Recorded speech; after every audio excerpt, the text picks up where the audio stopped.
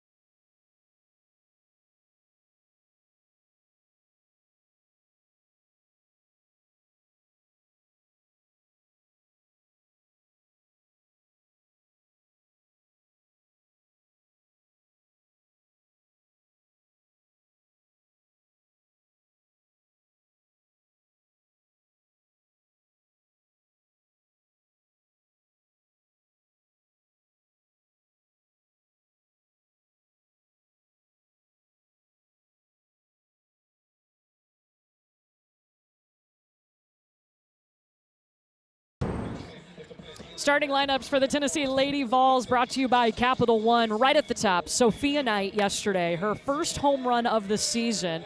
Her second career home run set the tone for Tennessee. I couldn't agree more. You love to see it. You need that little extra spark to get you going, especially game one of a Supers where maybe the pressure is mounting. So that was cool to see her first of the season. And in the start circle today, getting the start for Georgia is Randy Rolling, who her last 5 starts, she's got a 3-0 record. Yeah, I love me some Randy Rolling.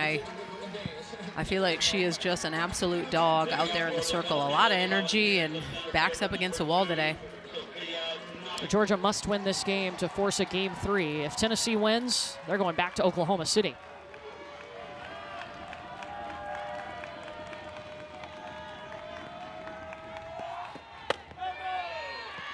For Randy Rolling, her second season at Georgia, spent 2024 with Cal, where she made 33 appearances before becoming a Georgia Bulldog.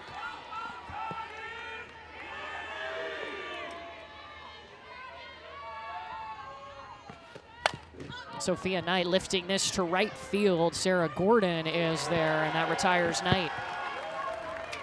What's Rolling got in her arsenal, Danielle? Oh, she's got a good chunk of pitches, but to me, as she's coming from the left side, she has that up, that down, as well as that changeup. But this defense is going to feed off of her energy. She's somebody that gets amped up, juiced. You will see her walking around with this different type of swagger about herself. But to me, it's been the rise ball that's been different for her this year. Now facing Ella Dodge, who takes the first pitch and finds the grass in right. Ella Dodge going back to first, and just her second hit in the tournament. She was 1 for 14.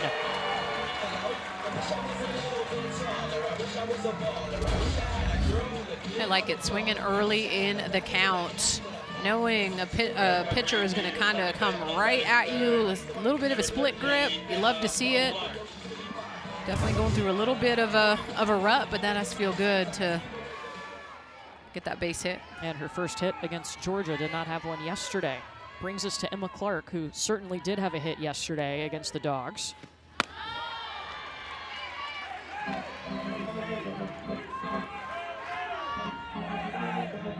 And a solo shot.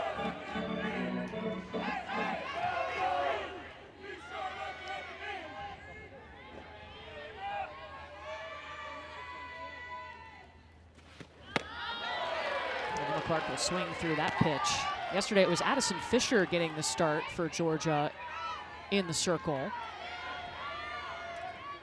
I think we were a little surprised to not see Randy Rolling yesterday at all. Yeah, I was a little bit surprised just with how well she has been throwing lately.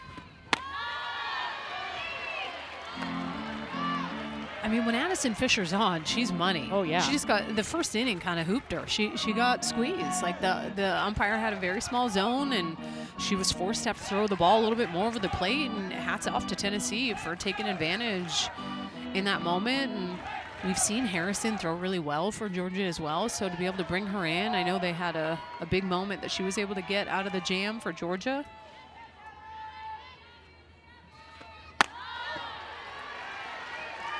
Tennessee was able to get 2 solo home runs in the first inning yesterday, and now it's 3 balls, 1 strike to Emma Clark from Randy Rolling.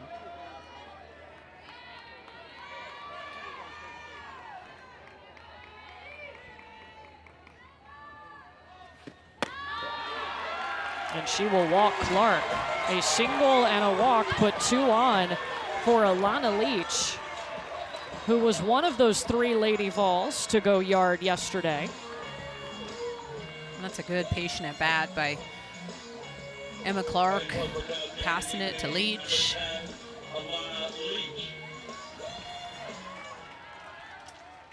Leach has had a hit in 7 of her last 8 games, including a couple of home runs.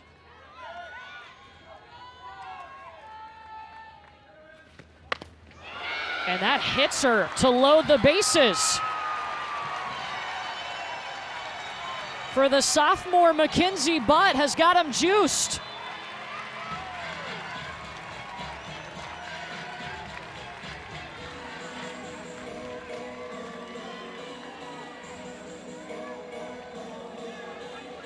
And I like this just coming together for Georgia. You can see Randy Rolling trying to kind of dry her hand off a little bit. I know it's damp, it's humid, there's been some rain, all the things. And then on, the opposing side for Tennessee, man, you got to smell the blood in the water at this point. When you get opportunities with less than 2 outs, with bases loaded, you have to capitalize. Tennessee was 0 for 4 yesterday with runners in scoring position, but Mackenzie Butt is going to step to the plate. 54% of her career hits are for extra bases. Can she put Tennessee on the board first? And she's been so good. I mean, her last 7 games, 429, has had those 6 RBIs. So she's been someone that's been exciting to have in the lineup. I know that they made some changes in the regionals last weekend to be able to get her more ups. A transfer from Boise State. And that's a good pitch by Rolling. Gets back in the count with that changeup at 59 miles an hour.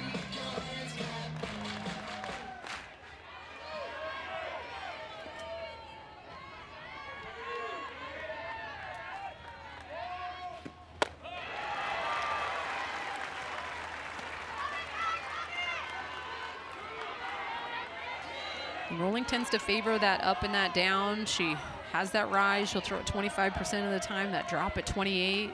So what was that screwball?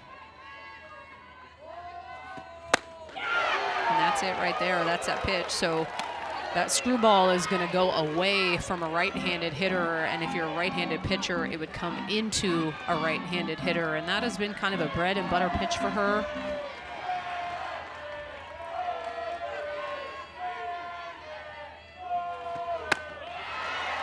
Full count now for Mackenzie Butt against Randy Rolling with the bases loaded.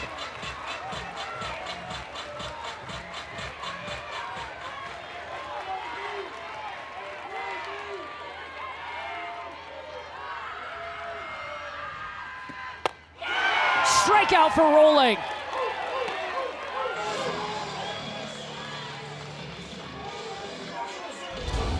Look at the energy. You see her so fired up. She climbs the ladder, 3-2. Listen, if you're Butt, you want this back. You want to see it down, but it looks so good. The spin rate on the pitch up in the eyes looks like it's right over the heart of the plate. And the big strikeout by Randy Rolling, trying to get the ladies behind her going. That's huge. Now the freshman catcher, Elsa Morrison, did not have a hit yesterday, was 0 for 2.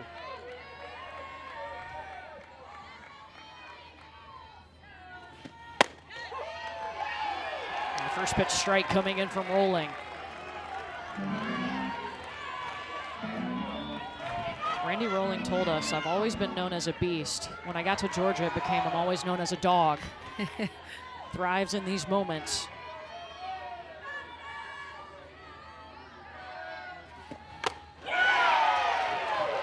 She's working ahead, 0-2. And that screwball is her lowest average against out of all her pitches. I mean, hitters have a 175 average on that screwball. I'm going to go right back with something kind of tailing up. I like her rise ball. You saw her get that strikeout to Mackenzie Butt, but when you're getting those swings like you just did from Elsa Morrison, I want to pull the trigger on something away with a little bit of upspin, see if I can get her swinging out of her shoes.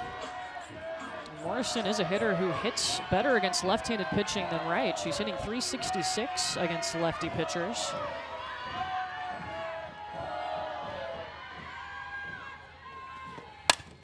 Elsa Morrison. In comes Sarah Gordon, and Tennessee leaves them loaded. Randy Rolling is fired up right now. Georgia's defense gets out of it. They'll grab the bats for the first time when we come back.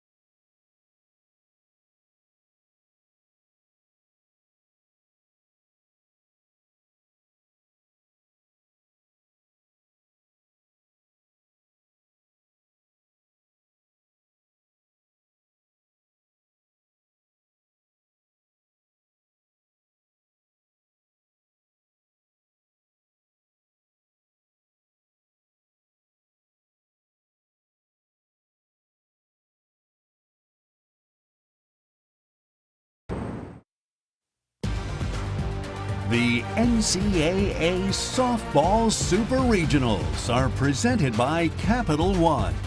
What's in your wallet? Tennessee hosting this Super Regional, taking on Georgia in Game 2 of this Super. And you take a look at the Bulldogs starting lineup, brought to you by Capital One. Emily Digby, 4 for 8 in the NCAA tournament. She is swinging a hot bat, hitting .529 over her last 8 games. And yesterday they saw Carlin Pickens in the circle. Today we're going to see Erin Newer get the start. And I think we were kind of expecting Sage Marjetko. I was, but hey, a little change up here, and that is Erin Newer, who has that good changeup in her back pocket. She does go downstairs with the drop, as well as that low rise in the zone. Listen, she has thrown so well. Last weekend was exceptional in the regional. I mean, she had the 7 innings pitch, just gave up that 1 hit, throws very well at home, and this is a pitching staff that they've been able to rely on all 3 arms in some pretty big moments. A Georgia Bulldog team that probably wasn't expecting to see her. And Kirsten Roos, top of the order. We'll get the first look at Erin Newer. Erin Newer, who is 11-0 at home this year. I love a good storyline. No big deal.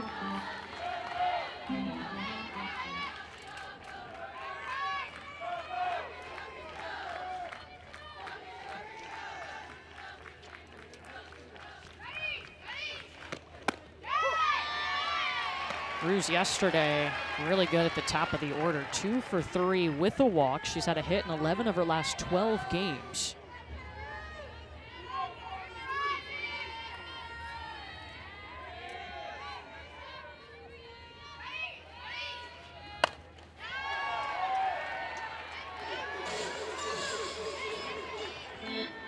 How did you feel about the ABs that Georgia had yesterday against Pickens? I felt like they were as good as they could be with facing someone like that. They, you know, coach mentioned it in the on the field interview. They don't face someone that tends to throw that hard. It's hard to face 75, 76 miles an hour with a pretty good change. I felt like yesterday her changeup was pretty good. She was able to command it. I think if she gets the opportunity to throw again, she's going to have to add a little bit more of that pitch, but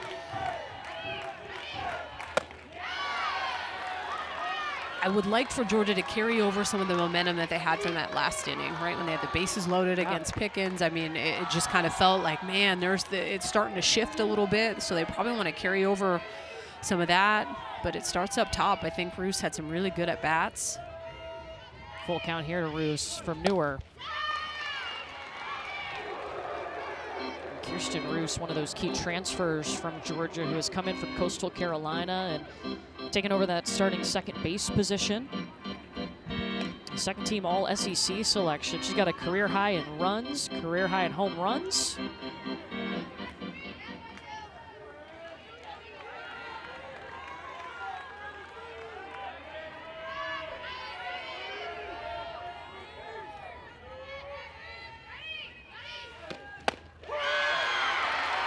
Struck her out. What a start for Newer.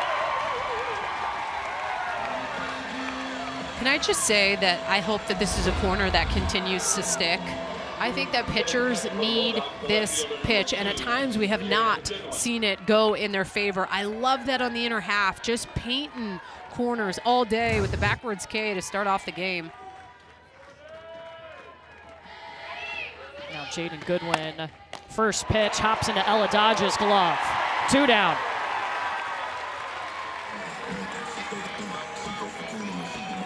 Erin Newer, she has that rise ball as well as that drop ball, but I think the importance is being able to attack, right? Like, can I get ahead of these hitters, which you saw her do? And at this point, with the pressure and all the things, it's really about being able to trust your stuff and what has gotten you to this point, because she has been fabulous. Facing Sarah Gordon now, who comes into this game on a 5-game hit streak after going 1 for 3 yesterday.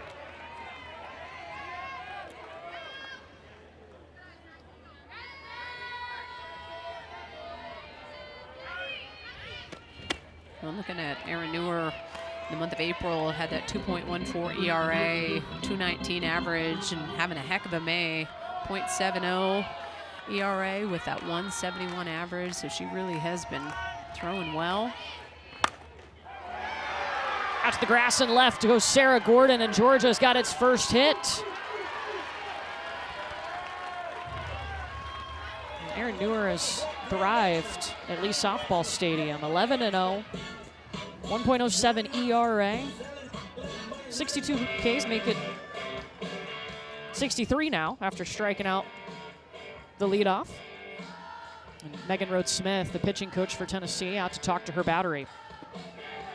Pretty quick timeout, too, when you think about it. Yeah. With 2 outs already in the inning, but just trying to go, all connect, get on the same page. But Karen Weekly came out as well. Yeah, remember, too, Tennessee has changed their defensive alignment from starting in regionals, a new third, second, and first baseman as they shuffled some things around.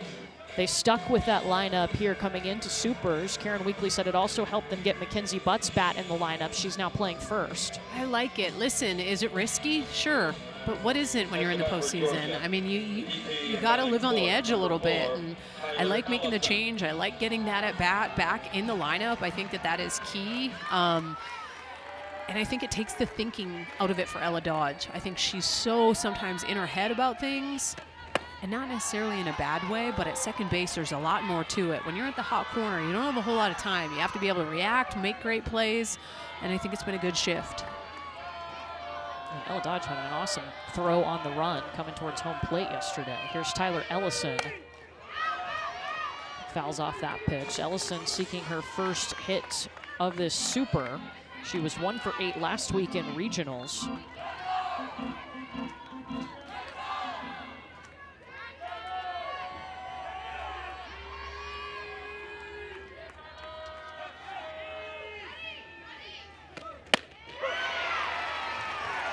And Aaron Newer is ahead 1-2.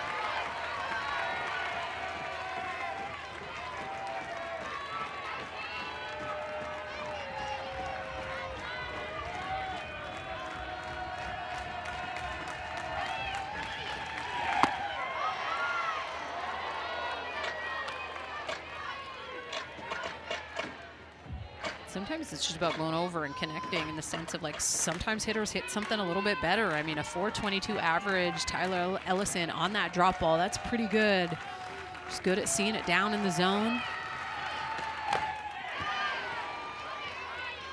And it doesn't necessarily mean that you can't go there, but it's being able to be aware that, hey, if I am going to go there, I got to make sure I put it on a corner. And we've seen Aaron Newer do that this inning, had that big backwards K to Kirsten Roos. Yeah, to start this game. 2-2 again to Ellison.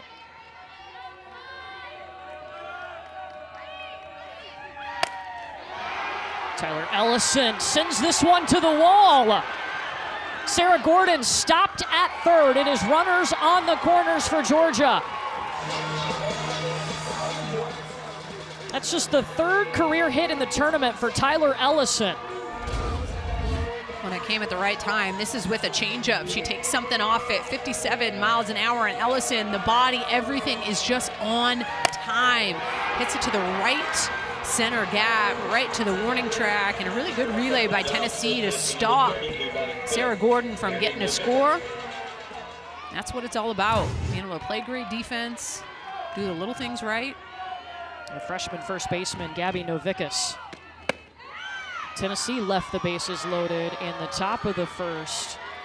Can Georgia capitalize on their opportunity here?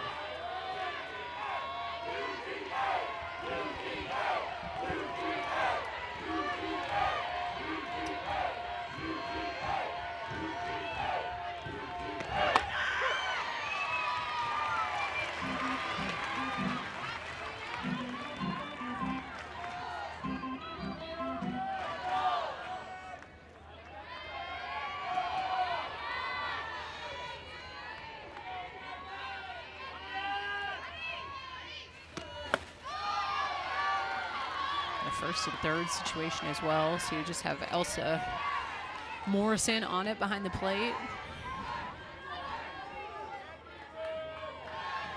That's an underclassman battery here with Aaron Newer, a sophomore, Elsa Morrison, a freshman. Novikas gets jammed up, Ella Dodge on it. And Georgia won't take care of its opportunity either. We got a scoreless ball game heading to the second.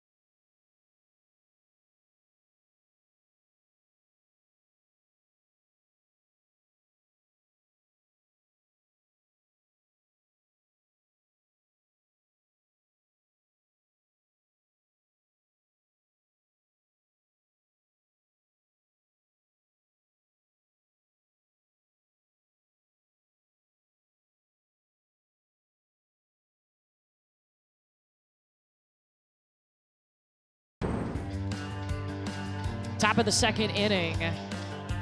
Some great head coaches out there. Pat Summitt was certainly one of those. First hit 1,000 wins in women's basketball.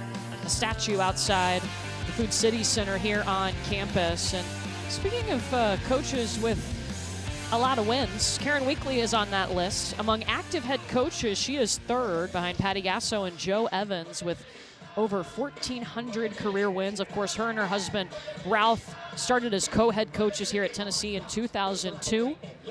They have taken this Tennessee team to 9 Women's College World Series appearances.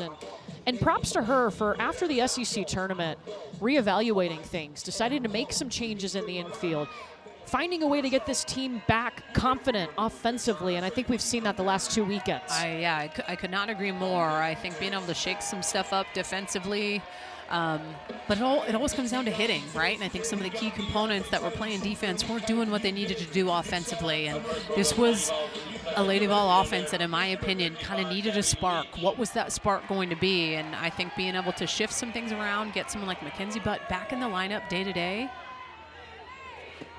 It'll be Gabby Leach leading off as 7-8-9 due up for the Lady Vols. Now they missed a huge opportunity in the first inning. They left the bases loaded as Randy Rolling and her defense got out of that inning.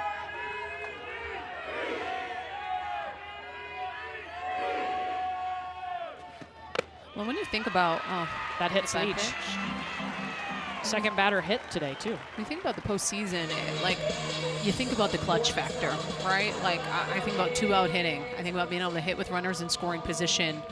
Those are all kind of the little things that stand out to me, and I think they're actually going to check. Yeah, I see if she was over the dish. I think Tony Baldwin is going to challenge this. That ball's got to be in the batter's box. Ruling on the field is hit by pitch. Georgia's challenged that ruling. Previous play is under review. Well, each team gets 2 challenges per game. If you're correct in your challenge, you get to keep it, and that decision will be made in Pittsburgh. So nobody here in Knoxville is making the call. The call on the field was that Gabby Leach was hit by a pitch. It has to be clear and obvious for them to overturn that. You got to take a peek at where Leach is.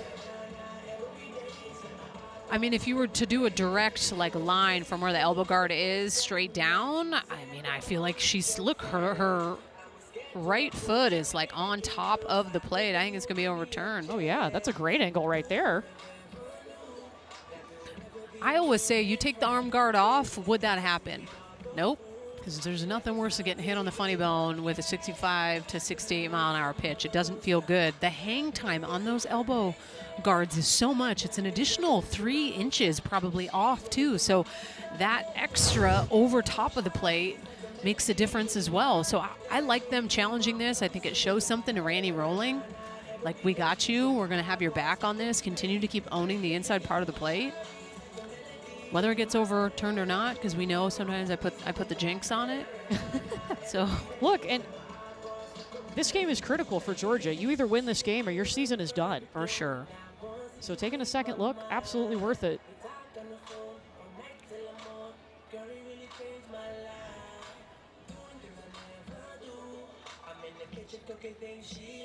The Tony Baldwin squad just caught fire in the postseason, a big run in the SEC tournament. Randy Rolling was actually the one on the SEC Now set after they opened up, got a win in their first game. We're getting set to take on Oklahoma. She said, "Can I just say something? I'm ready to take on the Oklahoma Sooners. It's hard to beat a team 4 times." And guess what? Georgia scored 10 unanswered against Oklahoma and won that game. I like her energy. I like her confidence. You need to speak it into existence, who you are, and that is her. And I love that. Even getting to sit and talk with her, she was a very confident young woman. We've got a decision from Pittsburgh. After further review, the ruling on the field has changed. The ball was in the river when the batter was struck. Georgia retains their challenge. They have 2 remaining. The count is 2 balls, no strikes. It's nice to know that the river is known as the river. Let's Love keep that. shooting for the river. Love that. Nothing makes Danielle happier. Nope. So Gabby Leach has got to come back.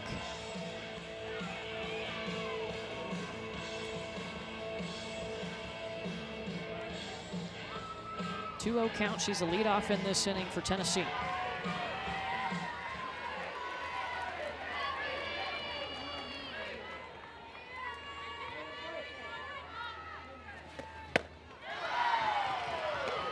Strike one.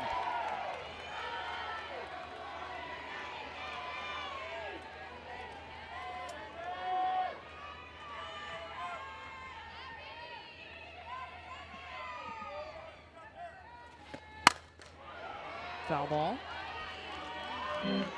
Gabby and her twin sister Alana Leach in the Tennessee lineup. It's a direct pipeline from the Leach household to Knoxville.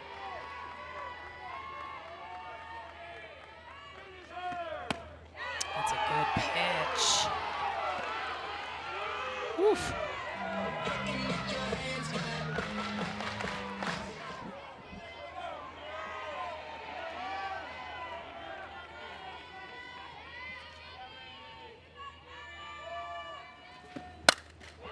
Gabby Leach smacks this one deep to left, bounce it off the wall.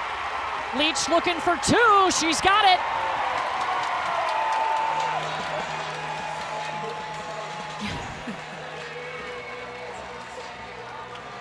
I bet Gabby Leach would rather the leadoff double than the hit by pitch anyways. And this is a curveball, just stays a little bit up in the zone, but man, a lot of pop with the oppo power, like straight to the bottom of the wall.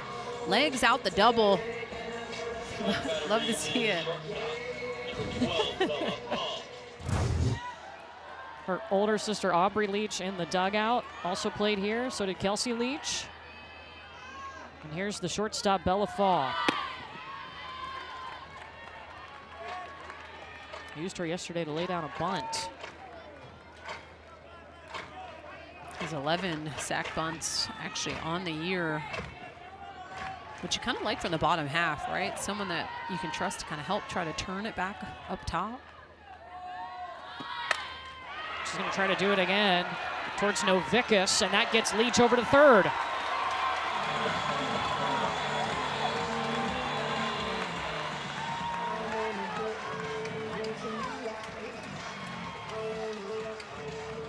And this is what postseason softball is all about, right? Trying to find ways to manufacture runs. You get the leadoff double with none out, then you have Bella Fogg get that sack bunt. You got 2 outs to try to toy with to score this with Taylon Holly, and then back up top to Sophia Knight.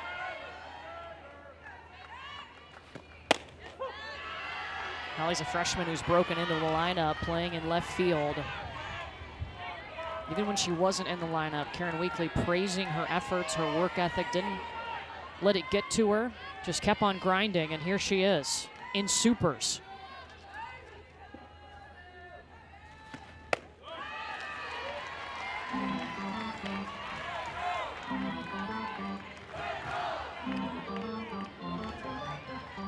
Tennessee's offense with runners on, 275, runners in scoring position, 222.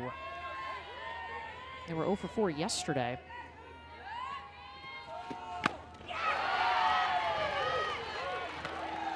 Taylon Holly on that curveball, that 105 average. Listen, if I'm a left-handed pitcher, those are just the little kind of nuances and things you know about hitters. Pitches that they at times maybe struggle with a little bit more. So I'm going to go back to kind of that bread and butter coming from the left side, something sweeping away. 1-2.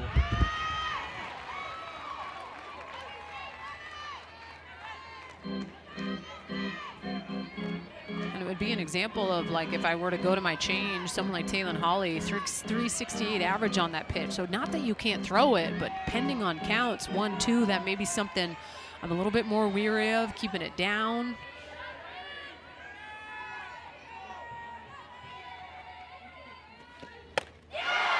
Dirty. Randy rolling, second strikeout. This is filth. This is that screwball in on the hands. This is so tough. Just that extra cut, little extra wiggle up in the zone as well. 67 miles an hour. Really pretty pitch, big pitch. And now the go-ahead run 60 feet away. Sophia Knight, top of the order up. She's their leader in average, hitting over 400. I love that Randy Rolling's just so comfortable just owning the in-on hitters, right? She'll throw that screwball hard and tight into those left-handed hitters. Has that kind of curveball in on right-handed hitters when they're standing in the box, in on the hands. It just instills a little bit of fear in a hitter knowing you will go in. I say she did not go.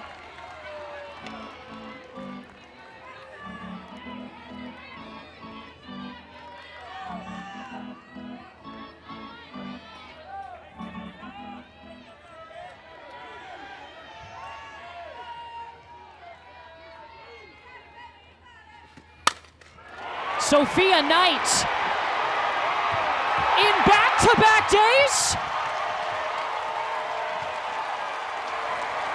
Hadn't had a home run all season until Supers.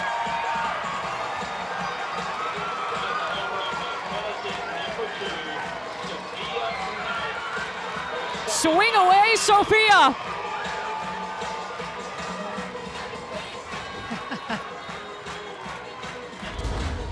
Get out of here. Number 2 on the season comes at a big time. Listen, this one's a little bit more down in the zone, and she is ready for it.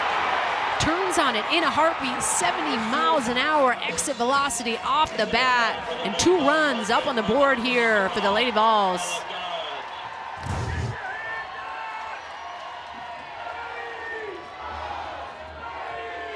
All of Tennessee's runs in the Super coming via home run. Ella Dodge up.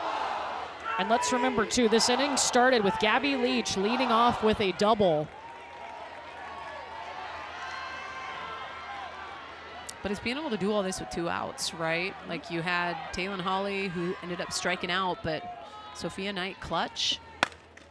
Ella Dodge finds her way through. Didn't have a hit yesterday. She's got 2 today. And you just kind of see what seems like a very freed up offense, if you will, for Tennessee. They seem a lot more comfortable. Listen, in the SEC tournament, I felt like they pressed like crazy against Ole Miss. They didn't look like themselves, but carrying over the momentum from regional weekend last weekend over to today. And that was kind of the mindset shift, right? It's like, let's go out there and have fun. Stop putting the pressure. Stop trying to press. Emma Clark. And that's what they worked on because of that early exit in the SEC tournament. They had a lot of days of practice, but Karen Weekly said, we didn't have one bad day. Everybody was ready to work.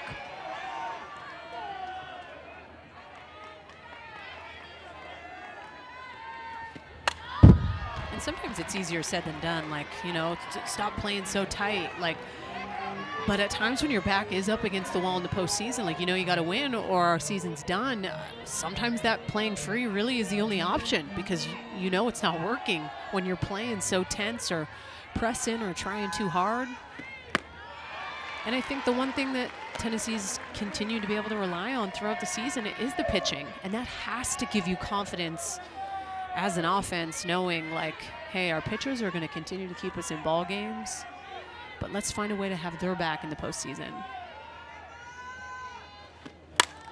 Emma Clark, Digby's glove, throwing on the hop. She's safe. Digby had to throw that mid-air. This was a really good play by Emily Digby. This is deep in the hole, has to throw it off her back leg. Still just not enough firepower behind it because there was a lot of speed up the line, but you got to kudos to that play. And the pitching coach, Chelsea Wilkinson, is going to come out and have a conversation with Randy Rolling after just a little bit of a momentum shift here for Tennessee from that leadoff double to obviously that Sophia Knight home run is key right now for Tennessee. Things you weren't sure that you'd say. Sophia Knight's home run 2 days in a row. You know what? Love it. After talking with Karen Weekly, she gave me the vibe that something was going to happen for Sophia Knight. Yeah. She did. She didn't know what it was going to be, but it was going to be something big. Didn't know it was going to be 2 home runs. Well, the Women's College World Series returns to Oklahoma City. Action begins Thursday, May 28th at 12 Eastern, live on ESPN. For more information on the 2026 Women's College World Series, visit ncaa.com, the home for all NCAA championships. Well, with 2 outs, Tennessee's gotten a 2-run home run and 2 singles. And now Alana Leach with 2 on. Tied for the team lead in home runs.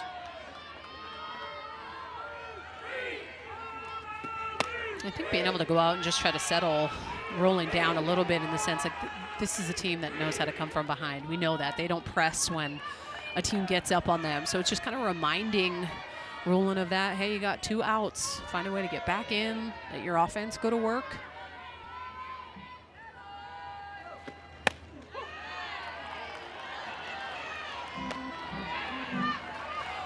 Alana Leach, someone whose bat was not in the lineup at the start of this season, but now a mainstay, a hit in 7 of her last 8 games.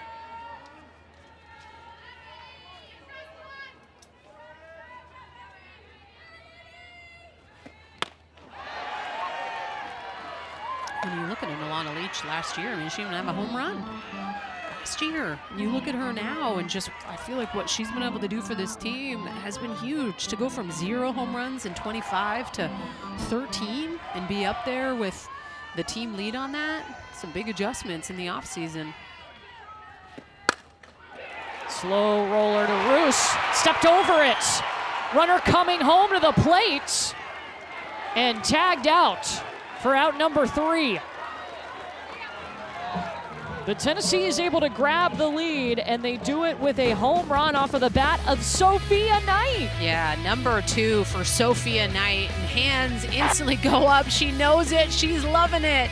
Lady Ball is up 2.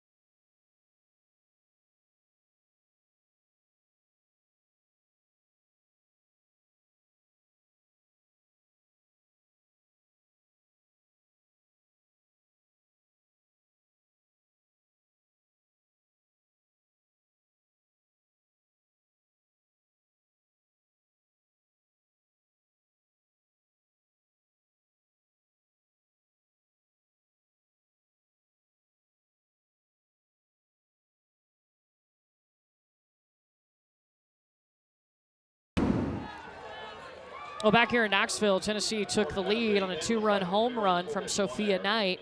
In the break, Tennessee did challenge the play at the plate, looking for obstruction. They reviewed it in Pittsburgh, decided there was no obstruction on that play. So that is out number 3, and Tennessee will have 1 challenge remaining. Well, and I mean, she's going to be out by a mile, right? Like, you don't even see the runner, and then you do. Yeah, does it seem like she's blocking a tiny bit of the leading edge for sure, but that rule has changed where if they have possession of the ball and the runner is going to be dead out, I mean, they're not going to overturn it. So I was actually a little surprised that they chose to challenge this, just because she was out by so much, and understanding that if you lose the challenge, you lose the challenge. You don't get to keep it. So now Tennessee only has 1 left in what is still pretty early in a ball game. Yeah, that is different from last year.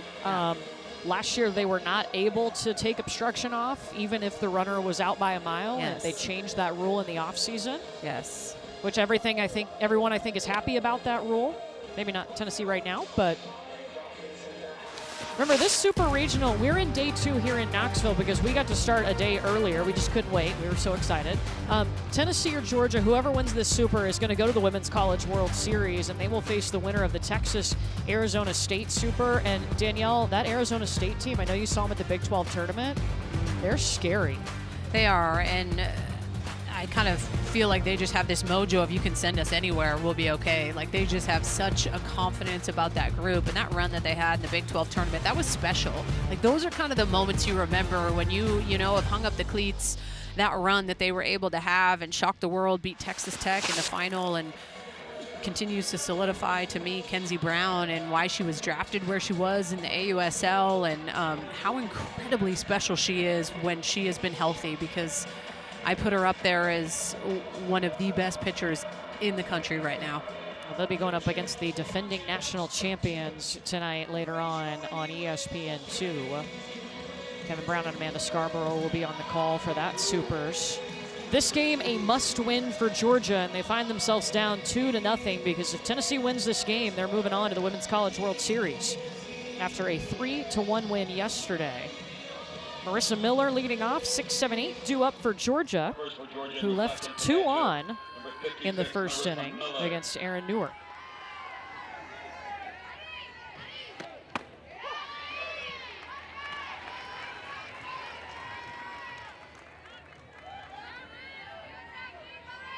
Marissa Miller, second season for her as this main catcher in the starting lineup. Unsure if she likes ketchup. Oh, that got her in the back on her nameplate.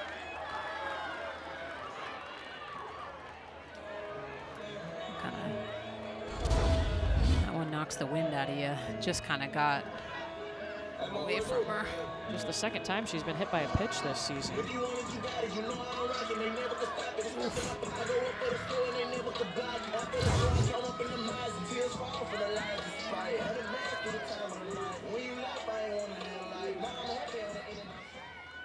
So a leadoff is aboard for Bailey Lindemuth, the transfer from Texas Tech.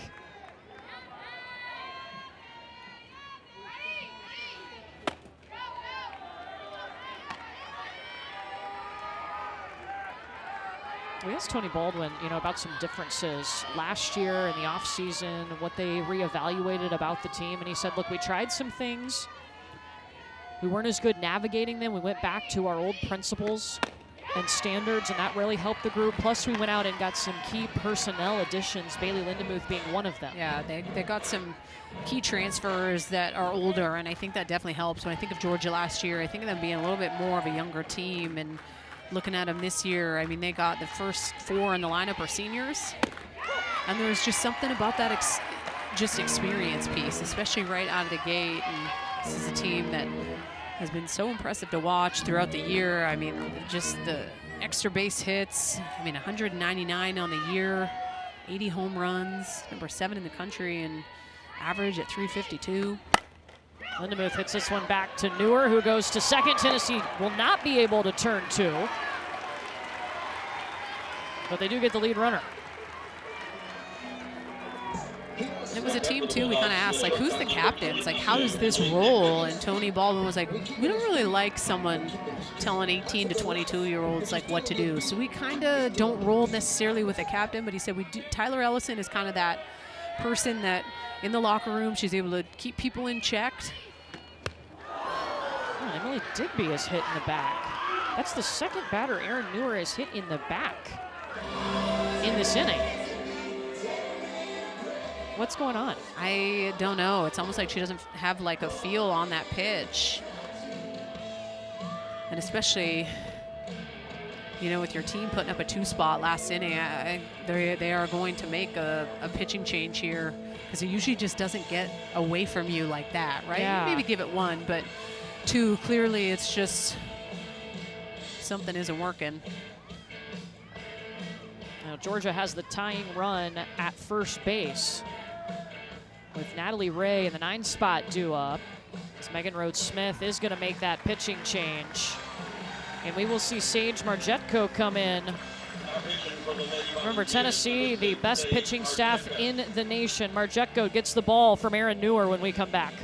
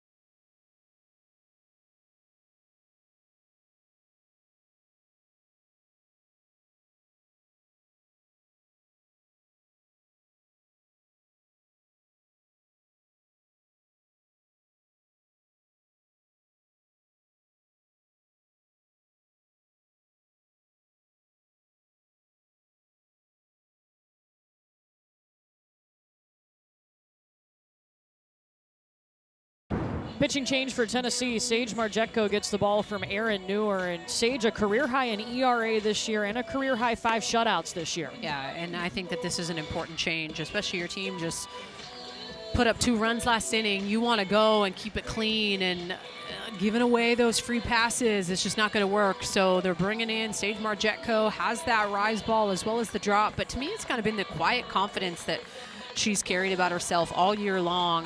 This is a team that is in this position because of Sage Marjetko. It hasn't just been one pitcher that's been able to do it. It's being able to rely on each other, and she's thrown some big innings. She will start with the number 9 hitter, Natalie Ray. Aaron Newer hit 2 batters. That's how Georgia has the tying run at first.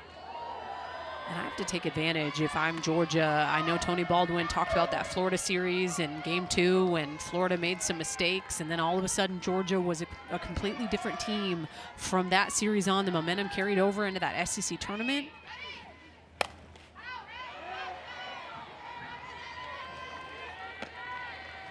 Can Georgia capitalize on this here? Can they flip the switch?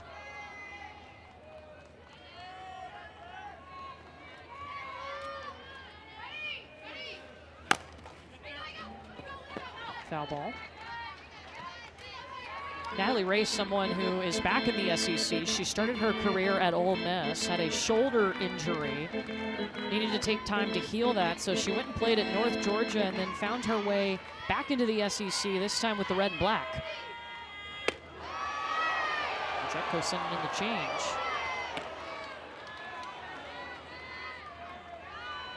And I feel like it always fools everyone, that first changeup by Sage Marjetko, because it's so slow. That last one coming in at 47 miles an hour.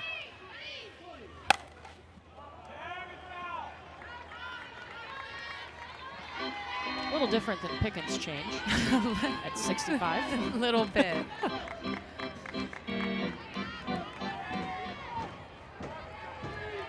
Everyone has their gifts, Courtney. Marjetko's going to start with a strikeout. But to go from 47 miles an hour on the change piece to then amp it up at 69 down in the zone, it just goes to show how hard that is, right? Just that separation of velocity is what can get in a hitter's dome a little bit and get them swinging at pitches that aren't in and around their hot spot. Kirsten Roos here, top of the order for the second time. Georgia left 2 on in the first inning. They've got 2 on here and 2 outs.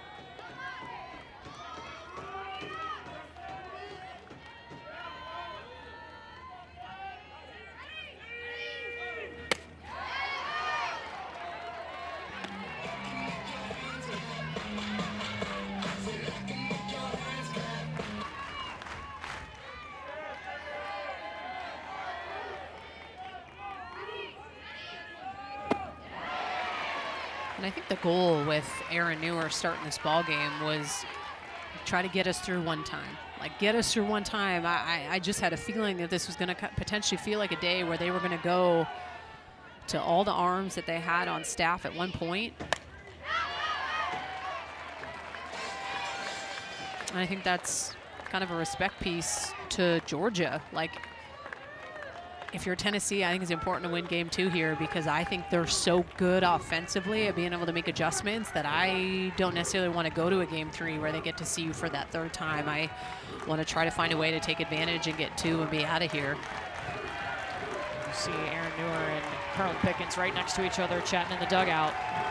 Wouldn't be surprised if we saw Pickens at some point too. It's a 2-2 coming to Kirsten Roos.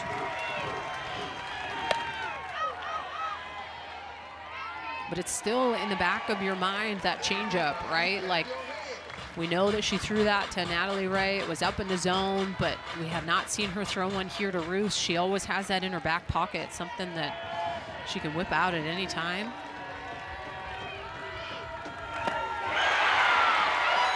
Inner Sage and gets 2 Ks.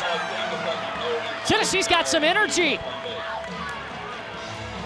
Georgia leaves 2 stranded for the 2nd straight inning. This is huge. Listen, to be able to come in and shut the door 70 miles down, and Sage is digging it.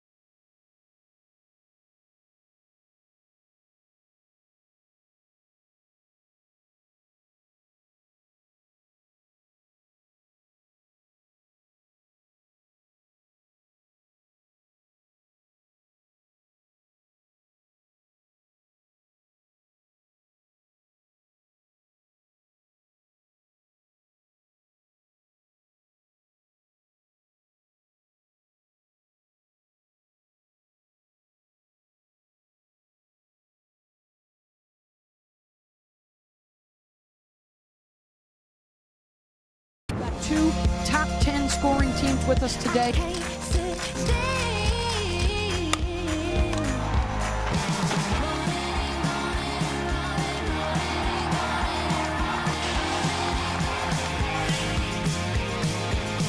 How about Supers on ABC tomorrow? That's what's happening in Gainesville for Florida and Texas Tech, and that was a wild game today. Kalen Terry getting the start for Texas Tech, and then, you know, they're just crushing runs. That was definitely an absolute fight by both teams. Florida to be able to try to work it back, and then Nyjah came in and shut the door, and Texas Tech walks away with game 1 win. But I was a little surprised Nyjah didn't get the ball. I know, game me 1. too. Yeah. I mean, Caitlin Terry, I want to say they have 5 or 6 lefties for Florida in the lineup off the top of my head. And that lefty-lefty matchup sometimes is fierce, so I could see that obviously being a reason. Yeah, Texas Tech will win tomorrow. They advance. Florida's got to win that game tomorrow, just like Georgia has to win this one here in Knoxville. This is game 2 of the Knoxville Super Regional. Tennessee took the lead in the last inning, a 2-run home run by Sophia Knight, her 2nd home run of the season, and 2nd in as many days. Mackenzie Butt at the plate facing Randy Rolling. And I think if you're Randy Rolling, you just want to keep it where it is.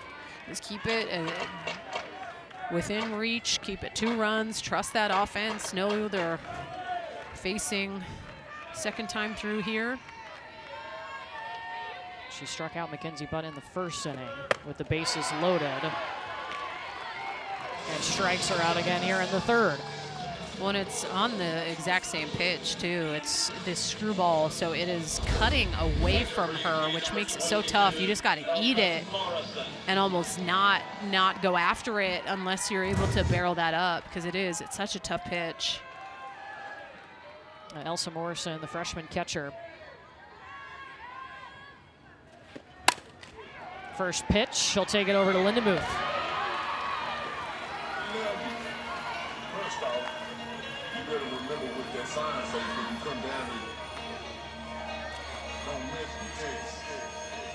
There's the train, Danielle, in the outfield coming through. See, the other one behind it is staying still. That's why I was asking you yesterday. What's the deal with that guy?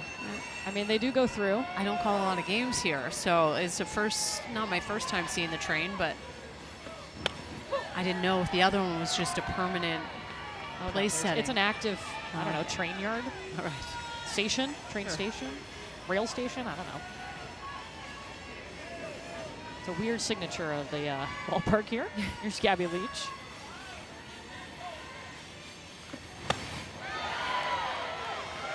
And rolling ahead 0-2. Gabby Leach led off the 2nd inning with a double. And eventually would come around to score on the home run from Sophia Knight.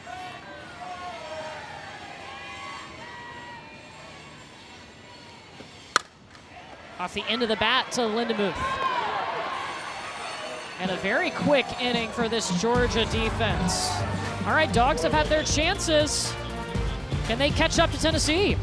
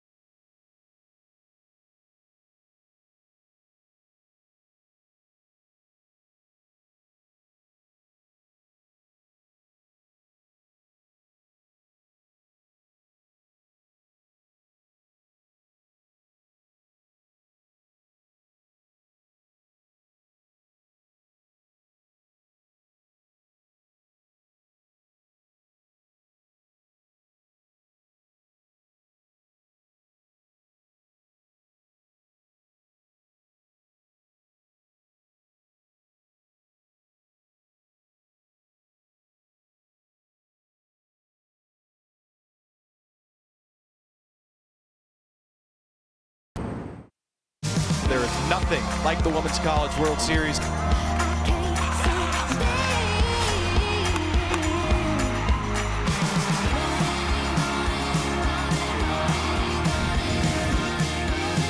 Can't believe that the Women's College World Series starts on Thursday with 4 games. We're trying to send teams to Oklahoma City. 73% of the host teams advance to the Women's College World Series in Supers. And Game 1 winners, which Tennessee is this year, advance 79% of the time. Although last year we saw 3 lose and still make it, including Tennessee.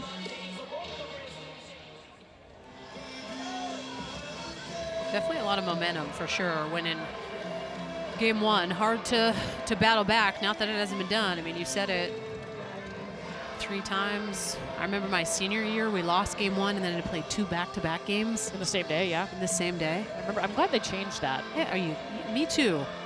A little bit too late. Yeah. Well, Jaden Goodwin is going to lead it off for Georgia in this Super. They've scored 1 run. They have left 14 on base in 9 innings in this Super. That includes yesterday, obviously.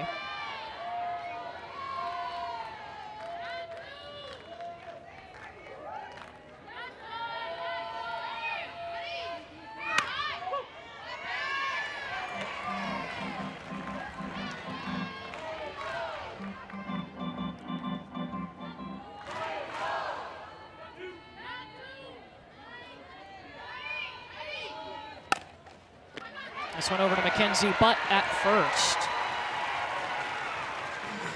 Well, behind the dish for Tennessee is a freshman, and Elsa Morrison, who has just stepped in her rookie season and learned how to catch the best pitching staff in the nation, learning how to manage these 3 arms, and Marjetko, Newer, and of course Carlin Pickens. And Karen Weekly can't say enough good things.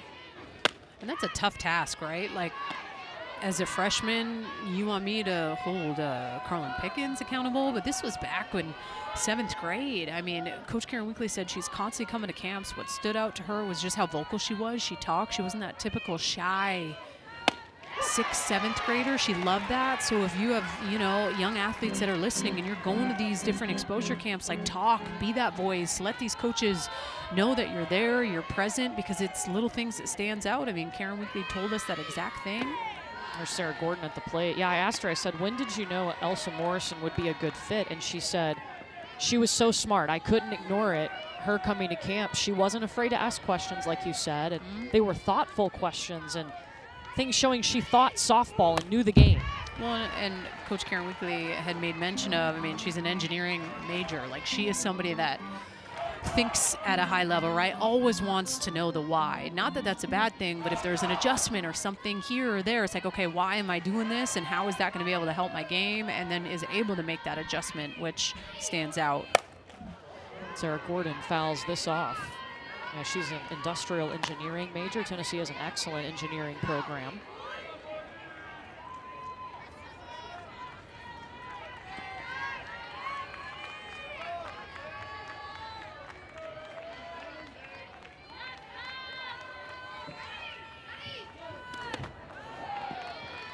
Rolls in the dirt and hops away. So full count coming to Sarah Gordon. You see Jackie Kirkpatrick in the dugout right now. She's the backup catcher at Tennessee, and this staff and these players give her so much credit, especially Elsa Morrison does, for learning how to handle these pitchers. She has totally owned her role. A strikeout for Sage Marjetko. So good. Tough pitch. I mean, this is 69 down with that 9-inch break on this pitch, hitting a perfect corner. That's a really pretty pitch. But just to go back to Jackie, right? Like, what a selfless teammate in the sense of being able to help this freshman that's come in, getting to play before her.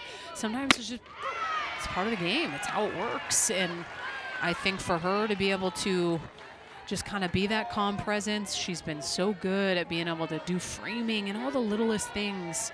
You know, Coach Karen Weekly says she's one of the best catchers at being able to get some of those pitches.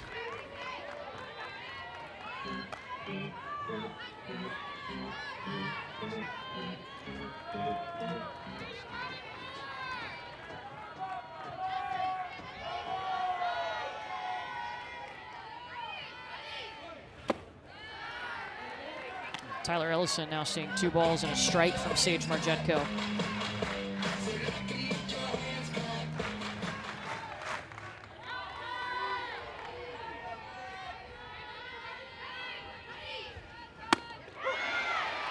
We actually haven't had to see Sage, besides, I want to say maybe 2 changeups, have to really throw many in what's going to be her 27th pitch so far since she's entered. So that's always in the back pocket. Oh. Sneaking it in there? Yeah, I'm with you. Oh. Yeah. Oh.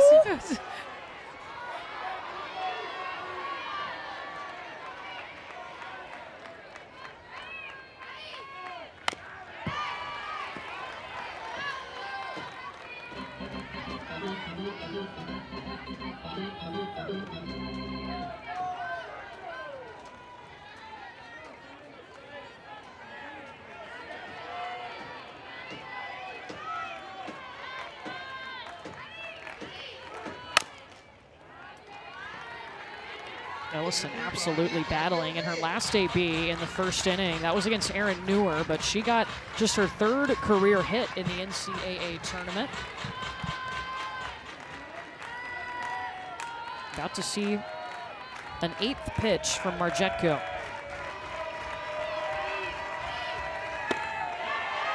She will take that walk. First walk since Margetko entered.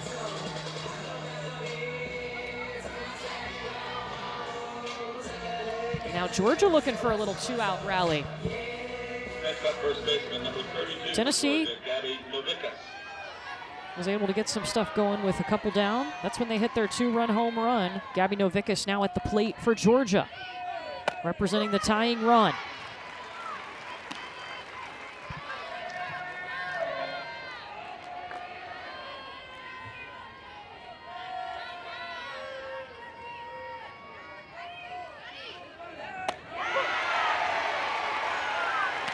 Another change piece? A little change piece, 49 miles an hour. Such a big difference from the hard stuff. A couple of pitches we've seen in the dirt from Margetko. And that's that drop ball, which we've seen one of the strikeouts on the day on that pitch that almost, for Natalie Ray, that almost looked like it was gonna kind of bounce, but it just gets in a hitter's head. Gabby Novickas fouled it off. Going from that changeup back to the hard, right? And then when they see something that has a little bit of that downward rotation, sometimes the mind tricks you into thinking it's something in and around the zone, or you'll get some swings and misses on some crazy pitches from Sage Margetko.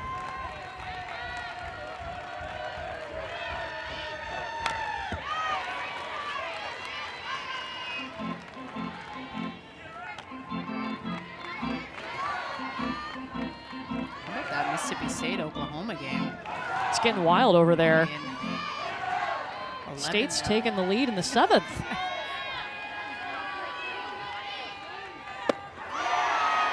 And that's a good hold. She did not go, they say.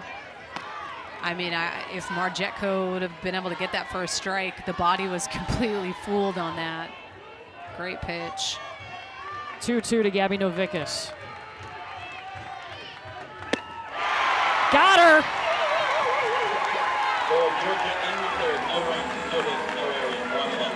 Georgia leaves another runner stranded. They trailed by 2 in a must-win game. We'll talk to their head coach when we come back.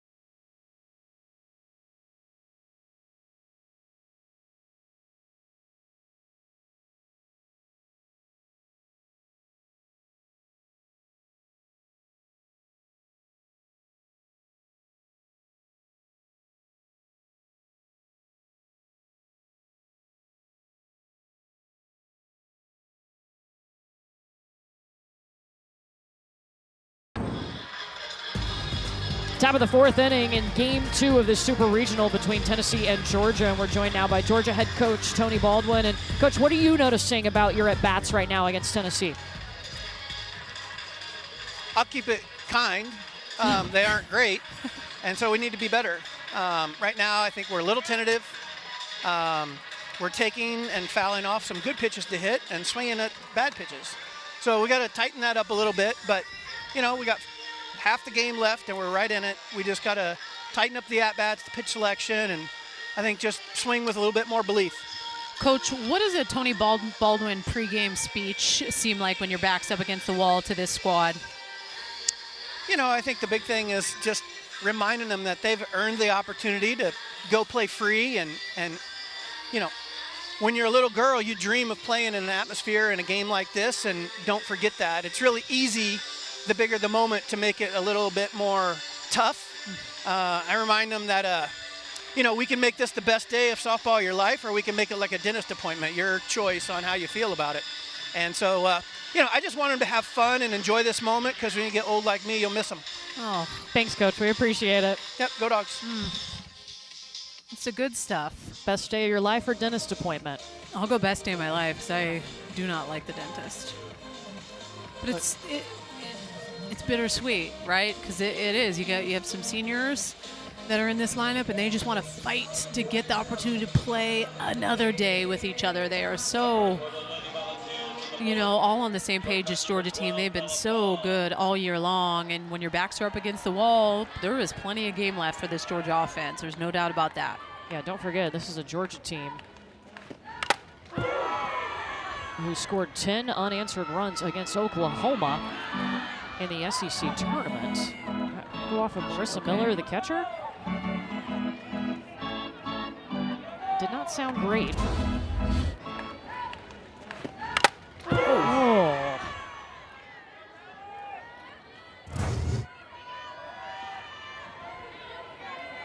She got hit in the back, and woof. Rough day at the office. Bella Faw, short. Sarah Gordon wants it. She got it. Well, a season is on the line for this Georgia softball team. They have to win this game in order to force Game 3. If Tennessee wins, they're going to the Women's College World Series for the 10th time. It would be back-to-back appearances for the Lady Vols. Bottom of the order with Taylin Hawley against Randy Rolling. I think getting the opportunity to sit down with Randy Rolling was well worth my time. She was so fun to get to know. Obviously has such confidence about herself, and I just need to know the difference from last year to this year, and got deep into kind of that off-season work, that heavy lifting that sharpened her. Well, it's the first time, too, Georgia had the pitchers do the same workout and conditioning as the hitters. Yep.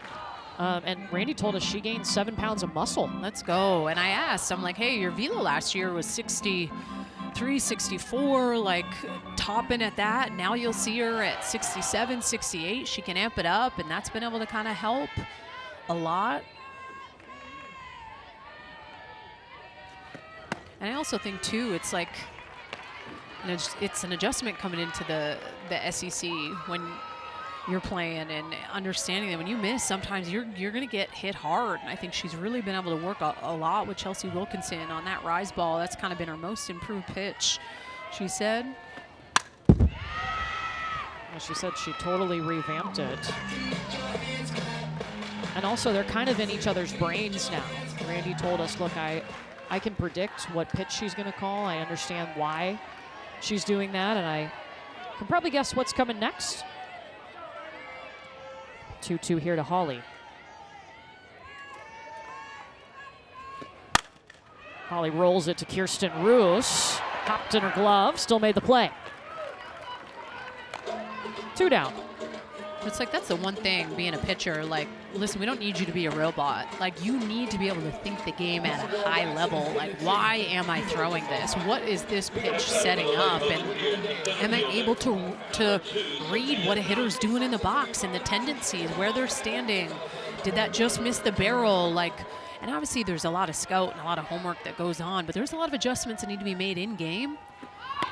and being able to make note of that in your brain as the game is going on. Like sometimes those were my favorite because they can't tell from the dugout what that hitter is doing, right? You can reiterate that, timeouts is, and when you go back in, but being able to see that as a pitcher, you can feel swings. Like, you know when someone takes an absolute daddy hack off you and you're like, oof, okay, I can't make that same mistake. Needing to be aware of those moments and not getting so caught up in just looking down at that watch, throwing the pitch. It's like, why are we doing it? Don't ever lose sight of that. First strike that Sophia Knight has seen. Her bat is the difference in this ball game. Had a 2-run home run in the second inning.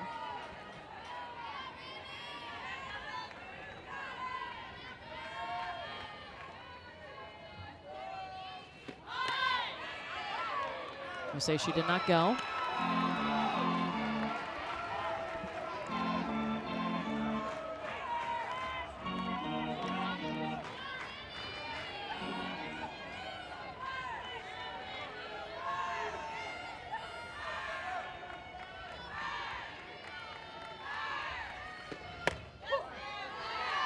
Full count.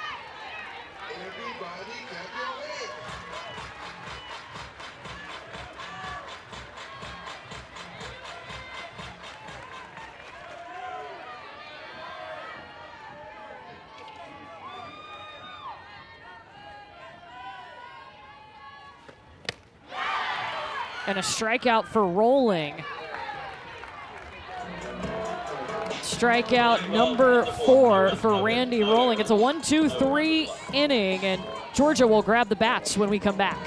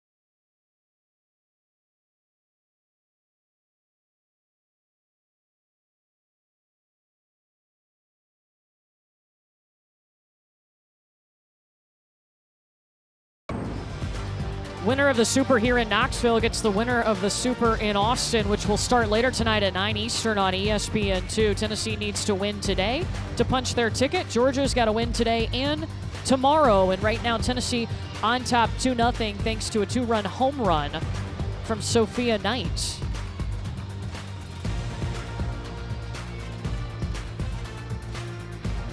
Want to remind you, on Monday, you can catch some afternoon Major League Baseball on ESPN. The Yankees head to Kansas City to take on the Royals. The first pitch at 3:30 Eastern on ESPN and streaming live on the ESPN app.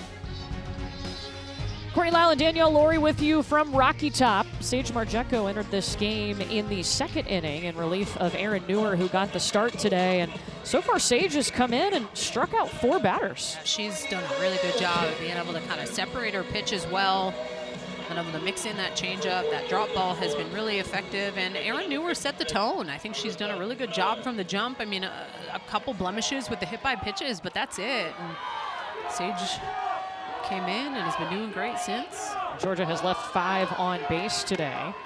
Marissa Miller is going to lead off like she did in the second inning here in the 4th. 6 batters face, 4 strikeouts for Margecko. This is the first time that Miller has seen Margetco. Remember, too, these two teams did not play in SEC play this year. So this weekend, the first meeting between the two of the season. Marissa Miller hops it to Ella Dodge. It's kind of interesting how we have 3 All-SEC Supers, and none of those played each other in the regular season. Funny how that works. Yeah. Funny how the selection show selects it, huh? I mean, it makes for what seems like more of a fun Super when you know you don't have to play a team for a 4th and a 5th and a 6th time on the year.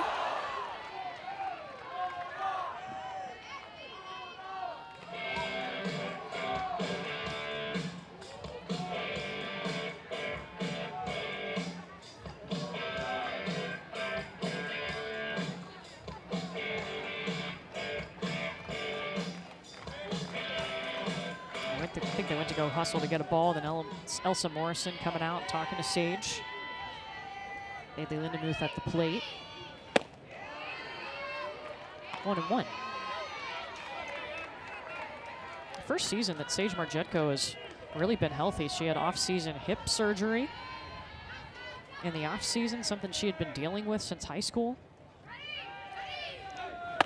And I just feel like she's put so much less pressure on herself. And when you look at last year, and I think there was just a lot and dealing with that injury and all the things, and finally being the healthiest that she's been must be so healthy for the mind as well, and just really allows for her pitches to dance. I mean, that drop ball has been money. She is thriving right now in this relief appearance. 5 strikeouts. So good. Just such good wiggle on these pitches.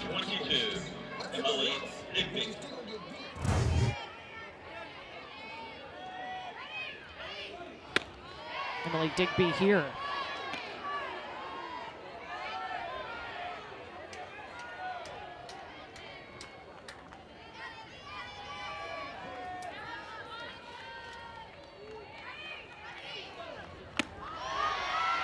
Don't change. Ball 2.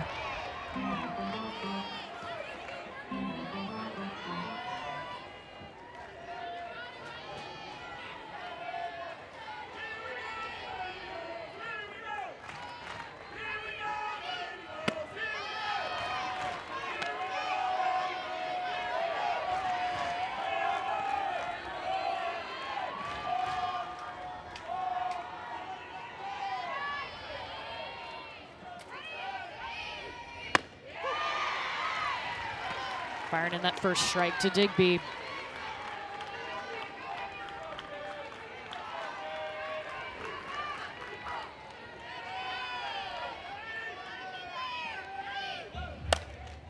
Digby, it's high, but it's short. And Emma Clark takes it.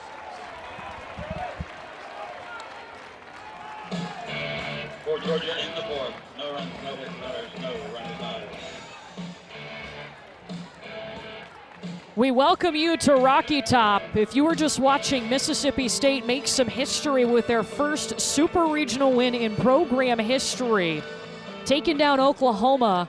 Welcome into Game 2 of Supers here in Knoxville. Courtney Lyle and Danielle Laurie with you. Tennessee won Game 1 yesterday. 3 solo shots were the difference for the Lady Vols. And Danielle, today they follow it up with Sophia Knight hitting her 2nd home run of the season and 2nd in as many days. Yeah, she's just been lights out from that leadoff spot. Kind of the spark plug I think that Tennessee really needed going into this Super Regionals. And then to me, it has been Sage Margetco. Since she has come into this game to relieve Erin Newer, she has been fire. Been able to spin that drop ball high velo down. That change has at times been the separator. And is bringing the energy all day. Now she has come in relief and gotten 5 strikeouts. Tennessee, a win today, and they are heading on to their 10th Women's College World Series appearance. Georgia must win this game today to force a Game 3. And Georgia has had their opportunities today. They had opportunities yesterday, but today they've left 5 on. They have, and I think that's really going to be the difference maker. Next inning to me is, or the bottom half of this inning, stands out because Georgia's going to get back up to the top with Roos and going to see the adjustments that this offense is going to try to make, because you're right, that's a team at times that when you smell, the opportunity to make something big happen when there's runners on, but unfortunately, I've not been able to come up today in some of those situations and get the job done. Well, Randy Rolling getting the start, and she's still working in the circle for Georgia. Someone who's gotten 4 strikeouts today, but man, Tennessee started out with a statement in the first inning, Danielle. They had the bases loaded, left them that way, but I think we are seeing a shift for the second week in a row in this Tennessee offense. Something looks different. Yeah, they do. They look a lot more confident, and I think that really they're not seeming to press. And I feel like that's kind of what we've seen over the course of the last couple weeks. Going from that SEC tournament to last weekend, they look like a completely different team. So carrying over that momentum and confidence in one another, like I've made note of, this is a pitching staff that you always know what you were going to get with Tennessee, right? That's not changing. But to me, it's the offense that needed to step up more for these Tennessee pitchers, and you're seeing them do that. The last 2 innings have been 1, 2, 3 innings. Ella Dodge hits in the 2 spot. She has had 2 singles today. She will lead off here against Randy Rolling, getting a 3rd look at Rolling.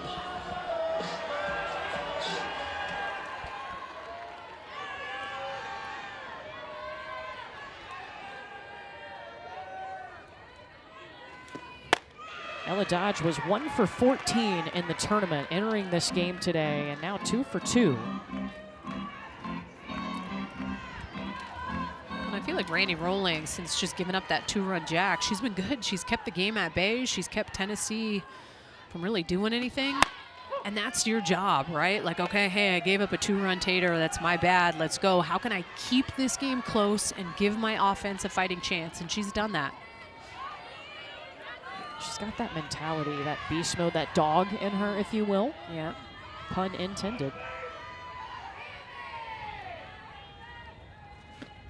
I know that Coach Tony Baldwin had actually compared her to 2009 Christine Hamilton. I remember playing against her in the World Series. We played them 3 times in the World Series, and I mean, she just had this aura about herself in the best way, and you kind of see that same energy with Randy out there.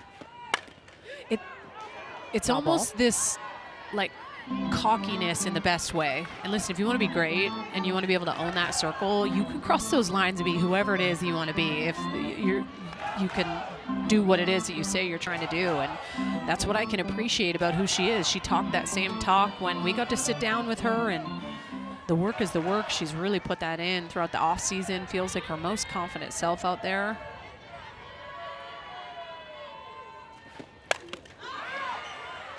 And she told us, too, in the conditioning in the fall, I mean, Georgia for the first time had their pitchers do the same conditioning as the hitters. And Randy told us she added 7 pounds of muscle, and she's definitely noticed a difference out there working in the circle. She's throwing harder. Last year she was, 61, 62, 63. We've seen her amp it up, and anywhere from 65, 66, 67. Like, I mean, the ERA last year to this year, the strikeouts, I think the walks are down as well. And it's learning sometimes, too, when you do make that push and you transfer into a program. SEC's a grind, man. You get in there and you think like, oh, I'm good. But until you're facing that type of caliber of hitting all the time and understanding as a pitcher, like, I can't make a whole lot of mistakes. If I make those mistakes at this level,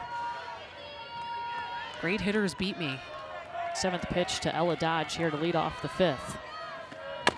And what an at-bat by Ella Dodge. So good, seeing a lot of pitches. Like, these are the moments that kind of give that sense of urgency to the rest of your offense of like, all right, let's go. I'm seeing her well. I'm fouling a lot of pitches off.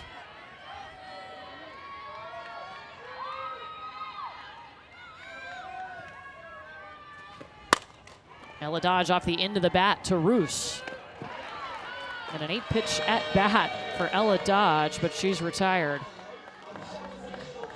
Well, Georgia is trying to do something they've never done, and that's advance to the World Series after dropping Game 1. They've got to win today and win Game 3 tomorrow in order to do that.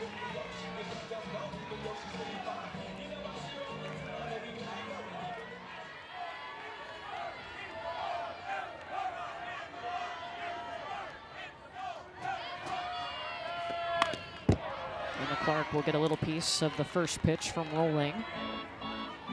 And this is the 8th meeting, by the way, all time between Tennessee and Georgia in the postseason, and all 7 of the previous meetings have been decided by 2 or fewer runs.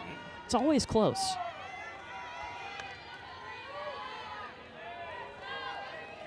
Yesterday, a 3-1 win for Tennessee.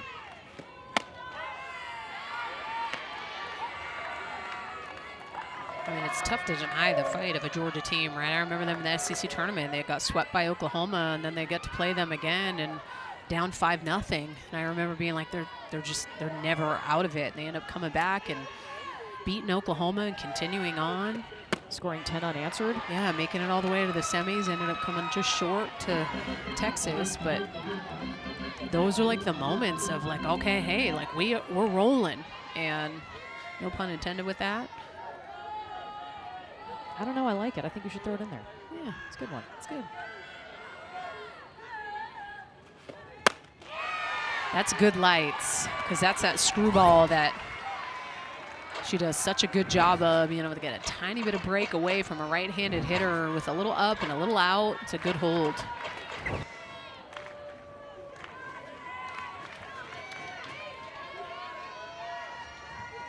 Three balls and a strike to Clark. Makes it full.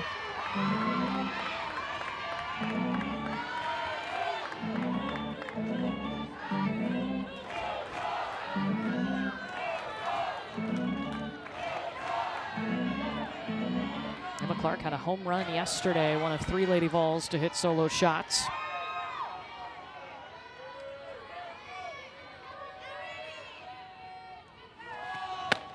There it is.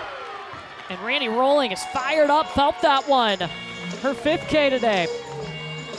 When it's on that screwball, you see that extra little tail away from it. And I'm like, how can you get so fired up out there? Like, what are the things that you're thinking about? And she goes, man, it's just like, I love that I'm able to get a strikeout for my team. Like, I couldn't agree more. Yep. Alana Leach.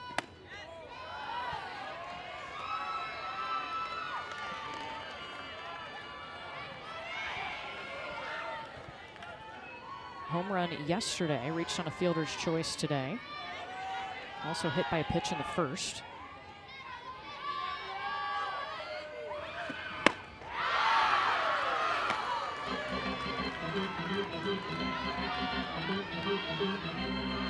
Randy Rolling has gone 4 2/3 innings. There's 2 earned runs on the home run. 2-run shot by Sophia Knight.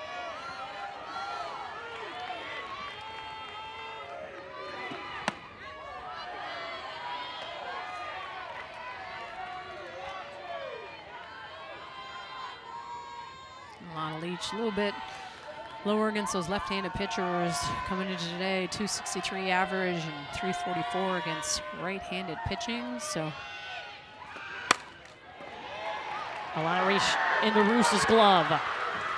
And Rolling has retired 10 straight Lady Vols. We'll talk to Tennessee's head coach Karen Weekly when we come back to Knoxville. They're up 2-0.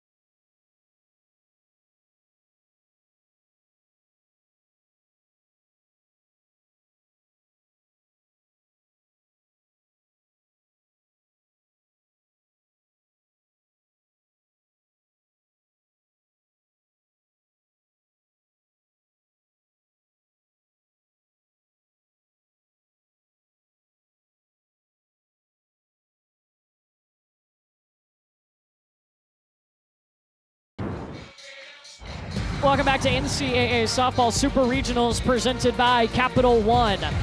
Tennessee is up 2-0 here in the 5th inning in Game 2 of this Super Regional, and we're talking to Tennessee head coach Karen Weekly. And Coach, Sophia Knight at the top of your order hadn't had a home run all season, and she has hit 2 in the last 2 days. What have you noticed about her at bats? You know, she's so efficient to the ball. I mean, it's just barrel straight to the ball. There's nothing, you know, in her swing that can get her off. I mean, she's really flat to the ball. She got pitches she could drive. Probably wasn't as surprised about the one she pulled today as I was about the Oppo one yesterday. And she's strong. She's a strong kid. Coach, I'm curious to know what a Karen Weekly pregame speech of Game 2 of a Super Regional sounds like. Can you sum up a little bit for us? Yeah, you know, we talk a lot about the twin thieves, the fear of failure and fear of judgment. And the closer you get to something you want, the bigger those things get. And so it's a matter of focusing on the antidote to fear, which is how much we love playing the game, how much we love each other. And I just told them, I want you to meet every moment today with love, joy, and courage. And if you do that, you're going to be, you're probably going to like the results, but for sure you're going to be fulfilled at the end of the game. And you know, no matter how long our season goes, it's not much longer. So let's cherish every moment we have together. Thanks, Coach. We appreciate it. Thank you. Love it. And I think you do see Tennessee playing free Yes. in this postseason.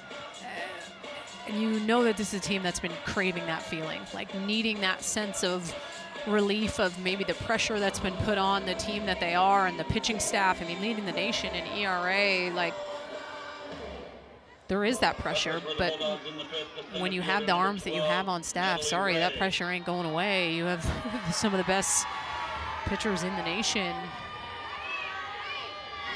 It's going to be a tough battle here, in my opinion, with Natalie Ray. She's so good at turning it over. You got the third ups here for the top of the lineup. I think this is going to be an important inning for Tennessee, but also big for Georgia.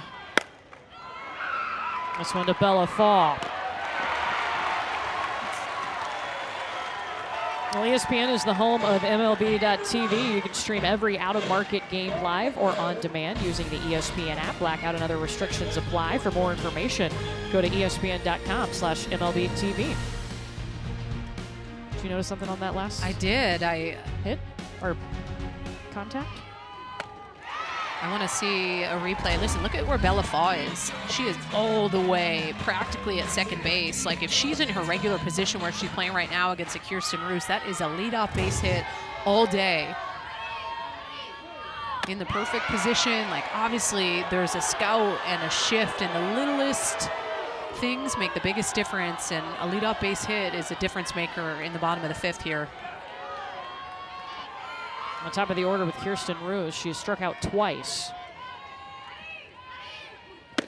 We talked to Tony Baldwin, Georgia's head coach, in the 4th inning, and he told us their at-bats have been tentative. We're swinging at bad pitches. We have got to tighten up on pitch selection.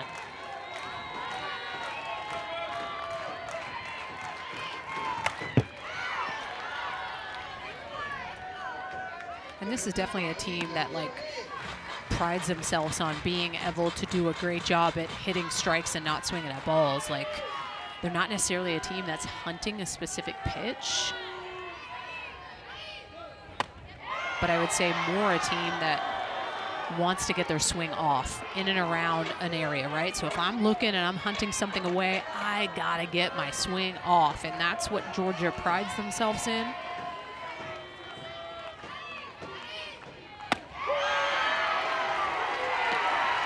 Marchetko rung her up for her 6th strikeout since entering this game. Well, and it's actually a deja vu from her first strikeout with Aaron Newer, just that inside corner, and you can tell she's just not even wanting that part of the plate, right? Probably thinking that it's a ball, but sneaky pitch by Sage Marchetko. Jaden Goodwin takes the first pitch to Emma Clark. 3 up, 3 down for Tennessee's defense. Getting closer and closer to Oklahoma City. They got to win this game, and that will punch their ticket.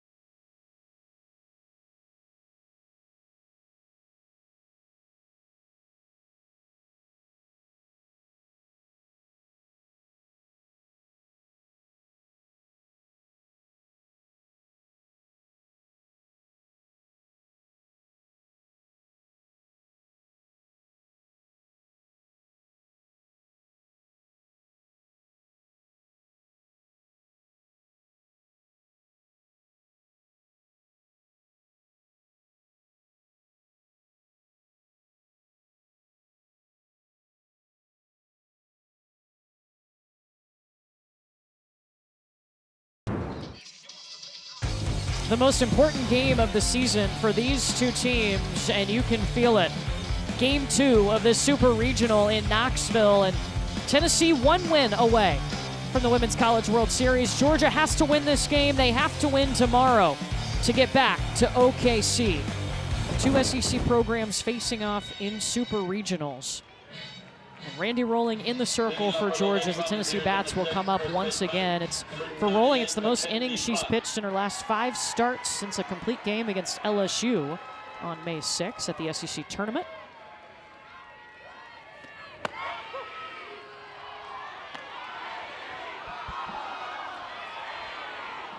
"79% of the time, the team that wins Game 1 advances to the Women's College World Series." Tennessee won Game 1 yesterday 3-1. Mackenzie Butt is up 5, 6, and 7 due up in this inning.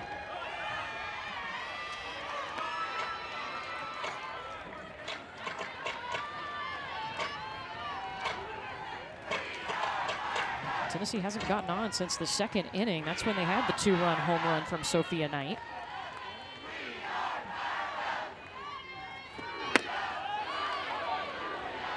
So she did not go. I feel like Randy Rolling just so effective on the outside part of the plate to those right-handed hitters. Usually lefty-lefty matchups tend to favor a pitcher, but in her case, she actually has quite a lower average against those righties. 197 average, and then to those left-handed hitters a 271. So she really likes to nibble away from the right-handed hitters with that rise ball, with that screwball on the outside edge, and prefers to face a righty. 3 balls and a strike to Mackenzie Butt. Because of that, it's that pitch right there that she is so sharp with and just throws it at good velocity with good spin.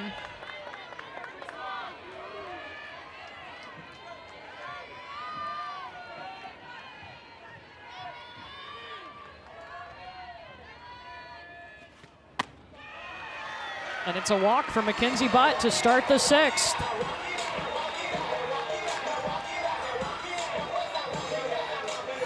Second walk of the day by Randy Rolling.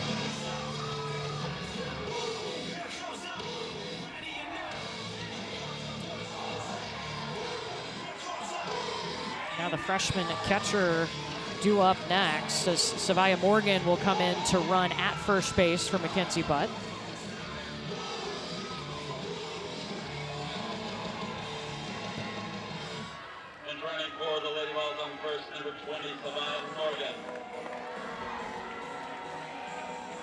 It's the first time that Tennessee has had a runner on since that 2nd inning, and you see Georgia's infield is going to huddle up here as Elsa Morrison comes to the plate 0-2 on the afternoon.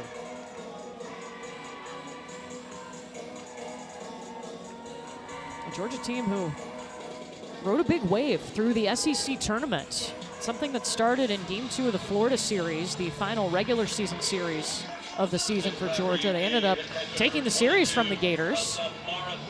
And it was a couple of errors by Florida in Game 2 that just turned the page for Georgia. Tony Baldwin said he could see the momentum shift in that game. They went 3-0 last weekend at regionals, as did Tennessee. And Morrison comes out swinging at the first pitch.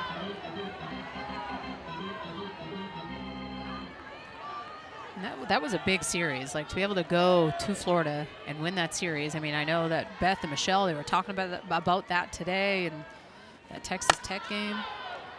Morrison towards right in foul territory. Running over is Sarah Gordon. Savia Morgan trying to advance to second, and she does. Sliding in safely. That's such good base running, because that practically is a sack, right? Like, obviously that ball isn't foul. Does Elsa Morrison want to get that ball in play and do some damage for sure? But for her to be able to tag up, trust her stuff, get to 2, that puts Gabby Leach in a ribby situation. Gabby Leach has doubled in this game, came around to score on the home run by Sophia Knight.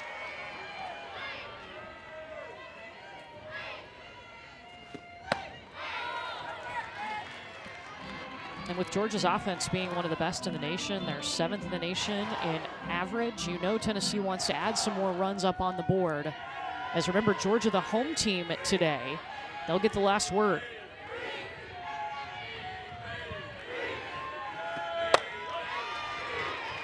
Gabby Leach and Alana Leach, the twins in the Tennessee batting order. Their sister Aubrey Leach is the player development coach, and they pick her brain all the time. Dad wearing both shirts. You got to get a custom shirt. It's great.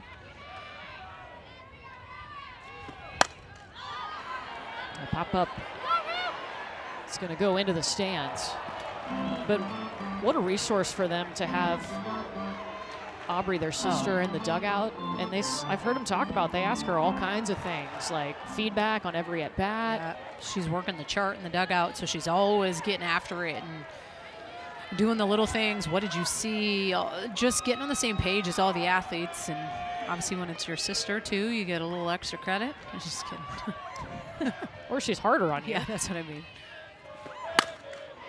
This one a hopper to Roos. That advances Samaya Morgan over to third.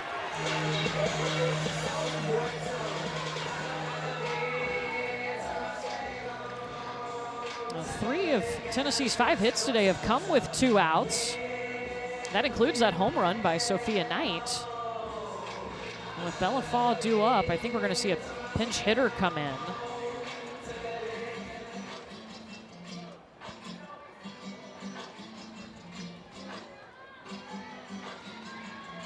And that's going to be Meredith Barnhart, who we saw in a pinch hitting situation yesterday, and she got on. And she, prior to her opportunity yesterday, I mean, she was 1 for 12 in that pinch hit and roll, and came up yesterday, was able to get that big base hit. Sometimes it's just kind of that one that gets you going. Got an opportunity now to send a runner home.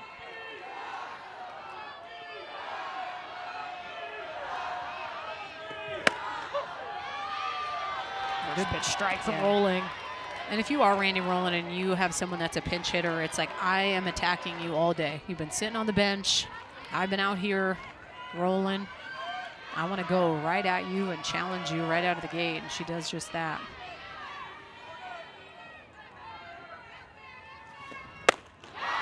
And she's ahead 0-2.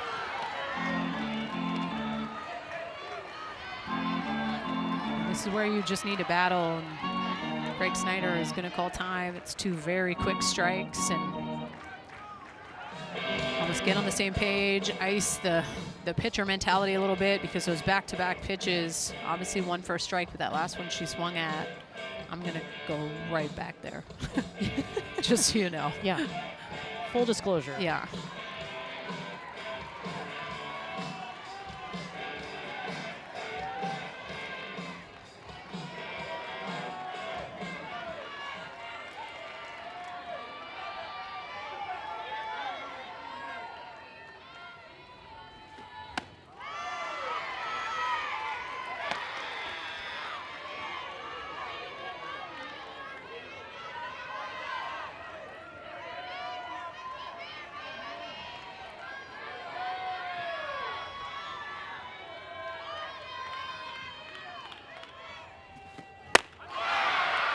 Runner up. Tennessee leaves a runner on third, and Georgia will try to get something going. We're going to the bottom of the 6th. The NCAA Softball Super Regionals are presented by Capital One. What's in your wallet?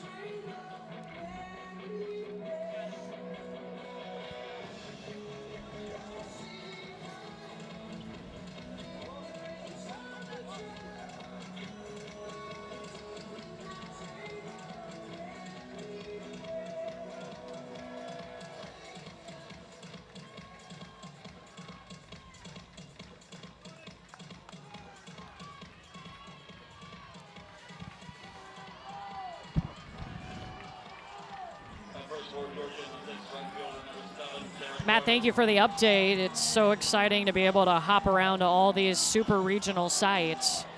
We started here in Knoxville yesterday. Tennessee got the win in game 1, and now Georgia fighting for their season. They have to win this game. Jaden Goodwin takes the first pitch foul. Bottom of the 6th inning, Georgia the home team today in game 2. And Jaden Goodwin has been a hot hitter for them. Excuse me, Sarah Gordon at the plate.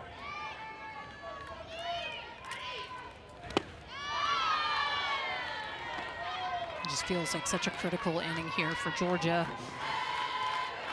Get something going. 4 seniors in a row. 3rd time through, they're getting to find some ups. Sarah Gordon and Tyler Ellison have the hits today for Georgia, back-to-back. Marjetko ahead 1-2.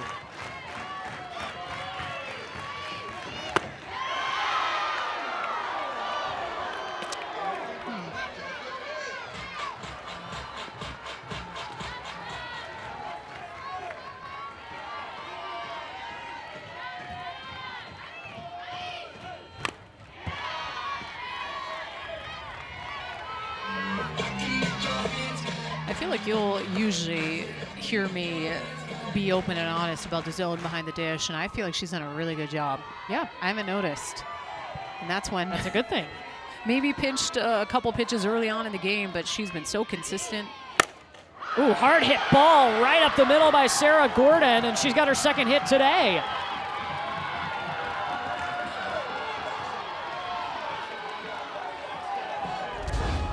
So good. This is an 0-2 pitch, and she goes down and gets this drop ball 73 miles an hour off the bat. That's an absolute rocket. Like I said, here come the dogs. Sarah Gordon's got 2 hits. Tyler Ellison has the other hit today for Georgia, and she'll swing hard at the first pitch.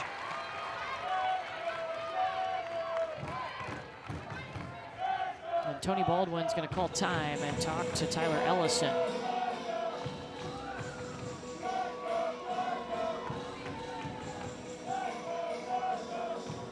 I just feel like he's kind of one of those guys that always knows what to say. You know, like in a moment where you feel maybe any sense of pressing or the pressure of like, hey, we got 6 outs left for Georgia with their season on the line. Like that big swing and miss, it's like, hey, let me grab her, have a quick conversation.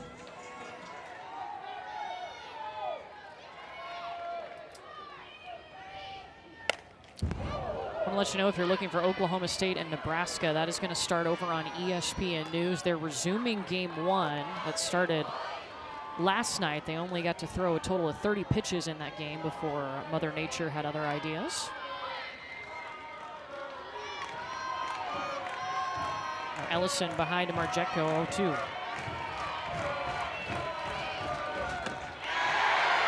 Change, won't get it. That's the 2nd time in this inning where she's thrown the changeup with 2 strikes.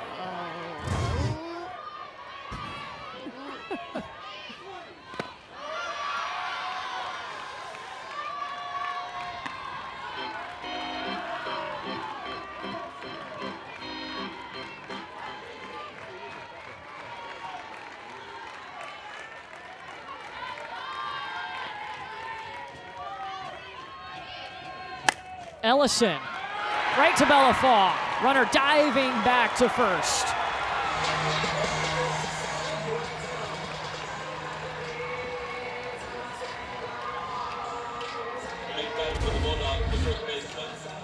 It's a good piece, and just Bellafaw is in kind of the right spot.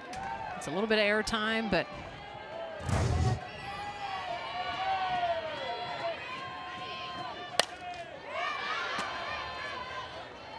Gabby Novica sends this one back into the stands, and it's going to roll down the net. And Carlin Pickens working in the bullpen. Yesterday we saw her get the win, complete game, struck out 10. 6th time in her career she's had double-figure Ks in a postseason game.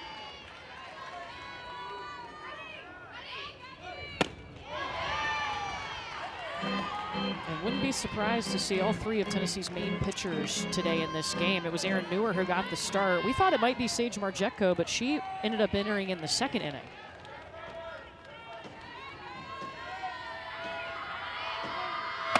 Good pitch. You can't say that Margetko hasn't been able to get ahead of these hitters. Has worked a lot of 0-2, 1-2 counts. It's a good job by Morrison behind the plate. Keep that in front.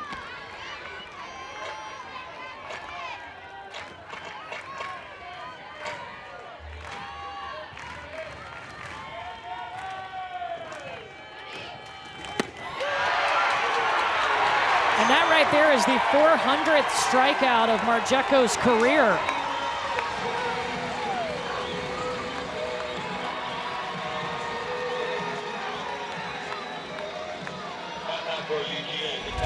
Well, and it happens to come on one of the toughest pitches to hit. You just look at the body, everything's forward, really tough pitch.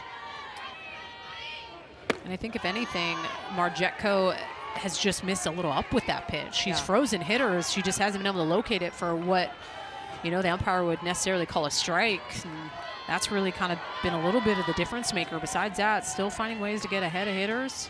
Her last 3 Ks have come looking.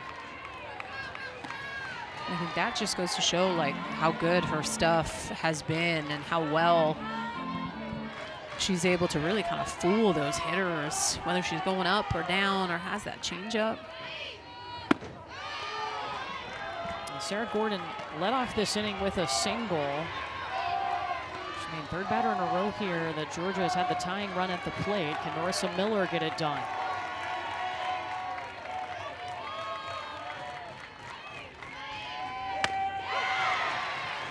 That's that one corner I feel like she's been able to do such a good job relying on in tight to those righties.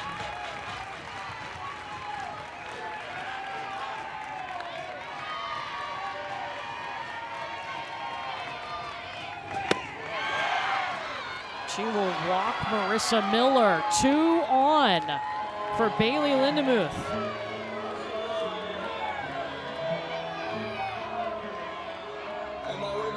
So the tying run at first, as a runner will come in for Miller, who's the catcher. Natalie Donaldson will run at first base.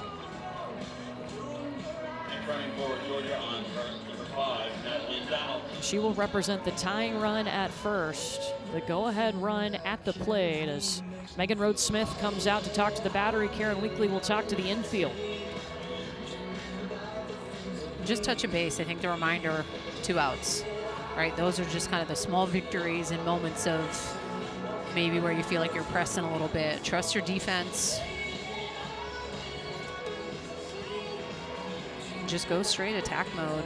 It's when she's been able to attack and get ahead of hitters. I mean, she's made it tough on them. It's the first season that Sage Margetko has been healthy. She had off-season hip surgery in June. She'd been playing with a torn hip labrum since junior year of high school and really had to manage her workload. This year, she's been able to train how she wants. Number 55, Bailey Lindemuth. Georgia has got to go here. Bailey Lindemuth is up with 2 on.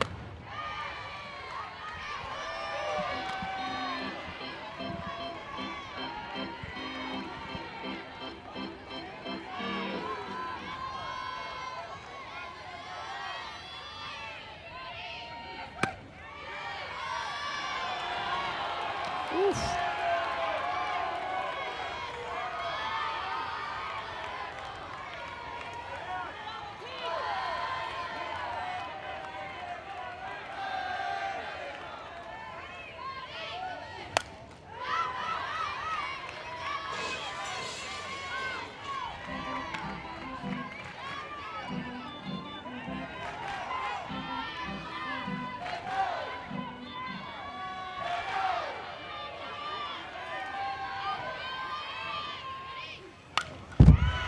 It's a good job working to get back in. A couple good, healthy hacks, too, by Bailey Lindemuth.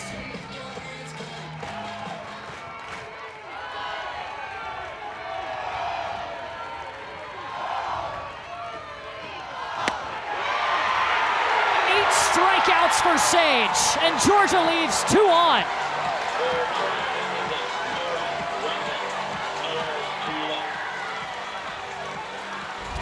I love it. I'm all about the change piece. Let's go. The backwards K yet again. Marcheco loving it.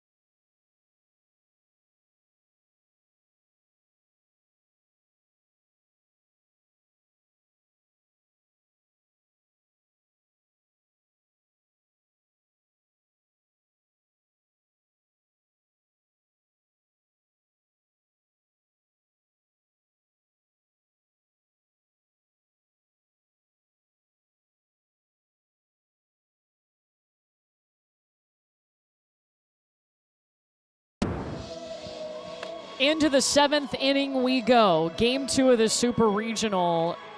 Georgia, if they can come back and win, they force a Game 3. If Tennessee closes this out, they will advance to the Women's College World Series for the 10th time. It would be back-to-back appearances. And the Lady Vols have an opportunity to add to their lead here. It'll be 9-1-2 due up as Randy Rolling continues to work in the circle. So here comes Taylin Holly, the left fielder.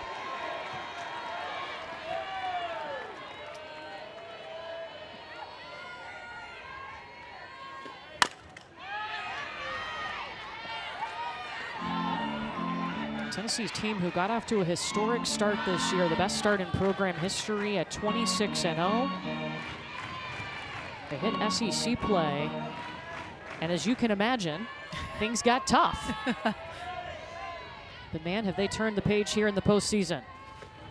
I think too, when, I know I mentioned this yesterday, but when you play in preseason, they had a heck of a strength schedule. I mean, they were playing really tough teams, but in the beginning of the season, it's like there's no pressure. You just don't feel it nearly as much as when you get into that gauntlet of conference play.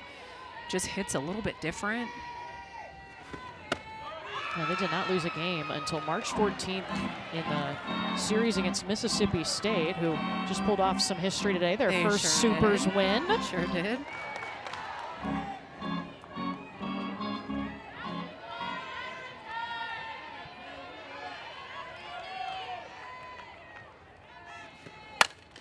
Taylin Holly to Roos. Let's take a look at today's Capital One rewarding performance as Sophia Knight walks up to the plate again. How about her second inning? Not too shabby, if you ask me. Big 2-run home run, carrying that momentum over from yesterday, where she had that solo shot to get Tennessee going. Today was her second home run of the season. Yeah, her third home run of her career. I love the raw reaction, though. I mean, there's nothing like watching her around the bases. Sophia Knight making contact again towards the gap, and over flies Natalie Ray. Ooh. Gordon's like, thanks.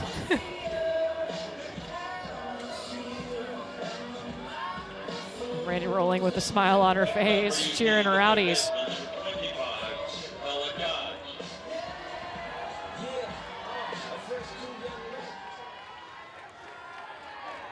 Two away for Ella Dodge. 2 singles today for Ella. Right back at rolling off of her glove. Roos hustling in time. And Georgia's season on the line. They have 3 outs to catch up to Tennessee as we go to the bottom of the 7th, game 2 of this Super.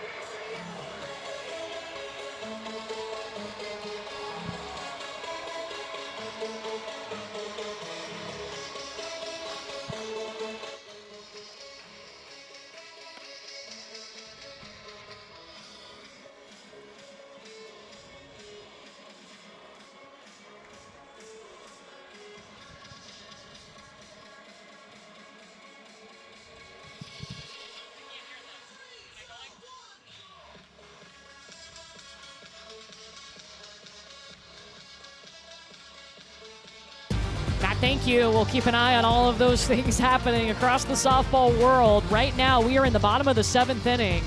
It is do or die for Georgia. Winner of this Super goes on to the Women's College World Series. Tennessee 3 outs away from doing that. Georgia has 3 outs to extend their season. It will be 8, 9, and 1 due up. And none of those 3 have a hit today. Here is Emily Digby. Tennessee will leave Sage Marjetko in here in the 7th. She entered in the 2nd. The difference in this game, a 2-run home run by Sophia Knight back in the 2nd inning.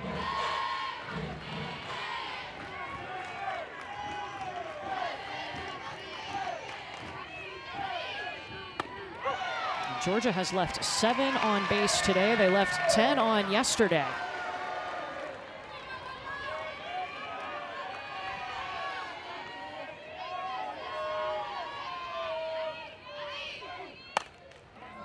Digby towards right. Diving for it is Gabby Leach. She won't make it, and Digby's over to second looking for 3. Diving into third. That's a way to start a rally. And it's so fitting that it starts with Emily Digby to lead off the bottom of the 7th inning. She's able to wait on this changeup. Her body just able to stay back a little bit, and this extra layout by Gabby Leach allows for her to get all the way over to third base. You know, Tennessee doesn't necessarily care about that run. It does mean the tying runs at the plate. Natalie Ray fouls that one off. But, I mean, I got to go back to Digby and waiting on the change. We haven't seen anybody do that today to that level with just didn't look like she was fooled. Her body was able to stay back, and she does such a good job of just taking it to right field. That's a really good, healthy at-bat. Clutch. Had a big home run yesterday to try to keep Georgia in it. Cut the lead in half at the time.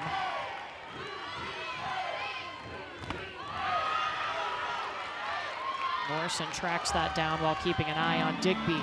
Well, it just kind of gets you thinking, right? Like, if another runner gets on, what's the call? Are we going to the pen? Are you bringing in a Carlin Pickens? Loves the pressure. They've used her several times to come in for the They save. sure have. Natalie Ray high, but shallow. Dodge got it. That's big.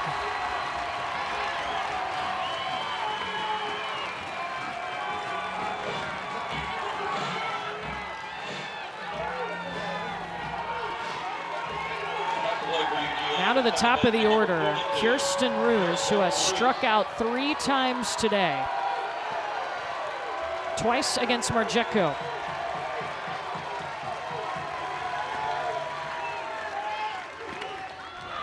And that hops away from Morrison, runner coming home. And Georgia's gonna score on the wild pitch. They cut the Tennessee lead in half.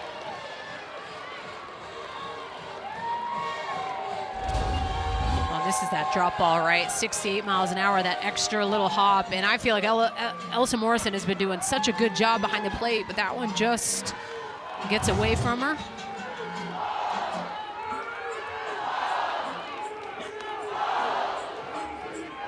This is when, you know, if you're Sage Marjecko, don't let the pressure of the inning take over. Take a big deep breath. Trust your stuff.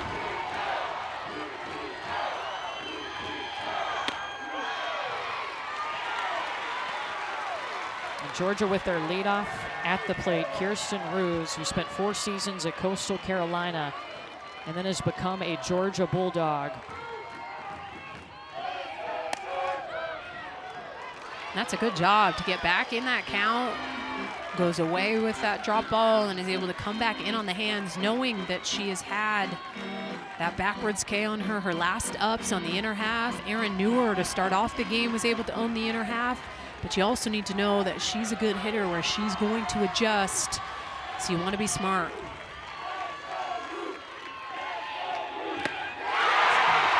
Sage Marjecko sits her down, and Georgia has 1 out to work with. Man, this is so clutch. Doesn't go back in. She goes downstairs away, knowing that's probably a pitch that Roos would be thinking she would be coming back with in on the hands. Man.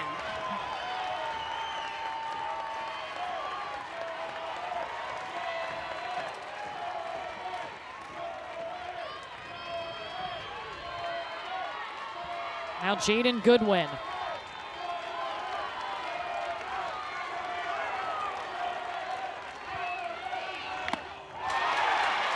Chases on that first pitch.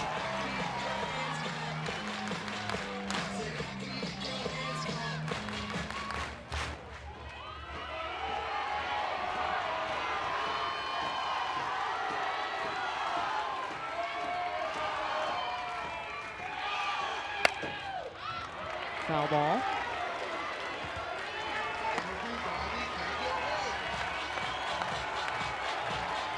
Jaden Goodwin, one of those seniors for this Georgia team. He's been a mainstay in left field, trying to extend her career. It's a good pitch, location, all of it, especially 0-2, man. Just being able to keep it down.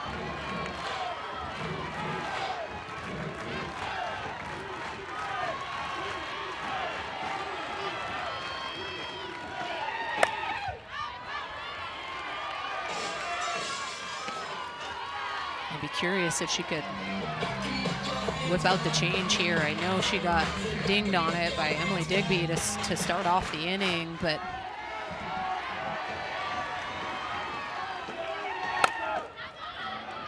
over to Emma Clark. And get ready to hear Rocky Top in Oklahoma City. Tennessee to a 10th Women's College World Series.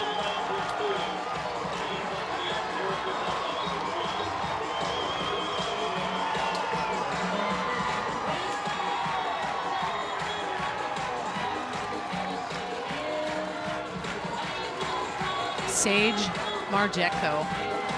Wow.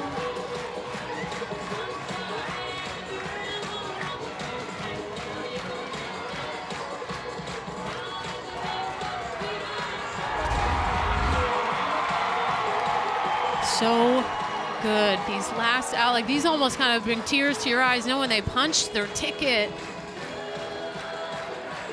The first ticket punch to this year's Women's College World Series comes in Knoxville, and it's Tennessee, a program who had some questions around them heading into the postseason. They've shown the last 2 weekends they can pitch, they can hit, they can play defense. Hey, this looks like a different Tennessee team from the SEC tournament. They changed all the things, and man, they are firing on all cylinders. They're scary with the way their pitchers are throwing, and then offensively, I think they've been able to step up. I mean, I can't make the goosebumps go away. What a weekend for Tennessee, punching the first ticket ever. Let's go. Tennessee comes out, they take 2 games from Georgia, and we will see the Lady Vols battle in Oklahoma City. A win over Georgia in game 2, 2-1, and the Lady Vols have got to pack their backs. OKC is calling the orange and white back to the Women's College World Series.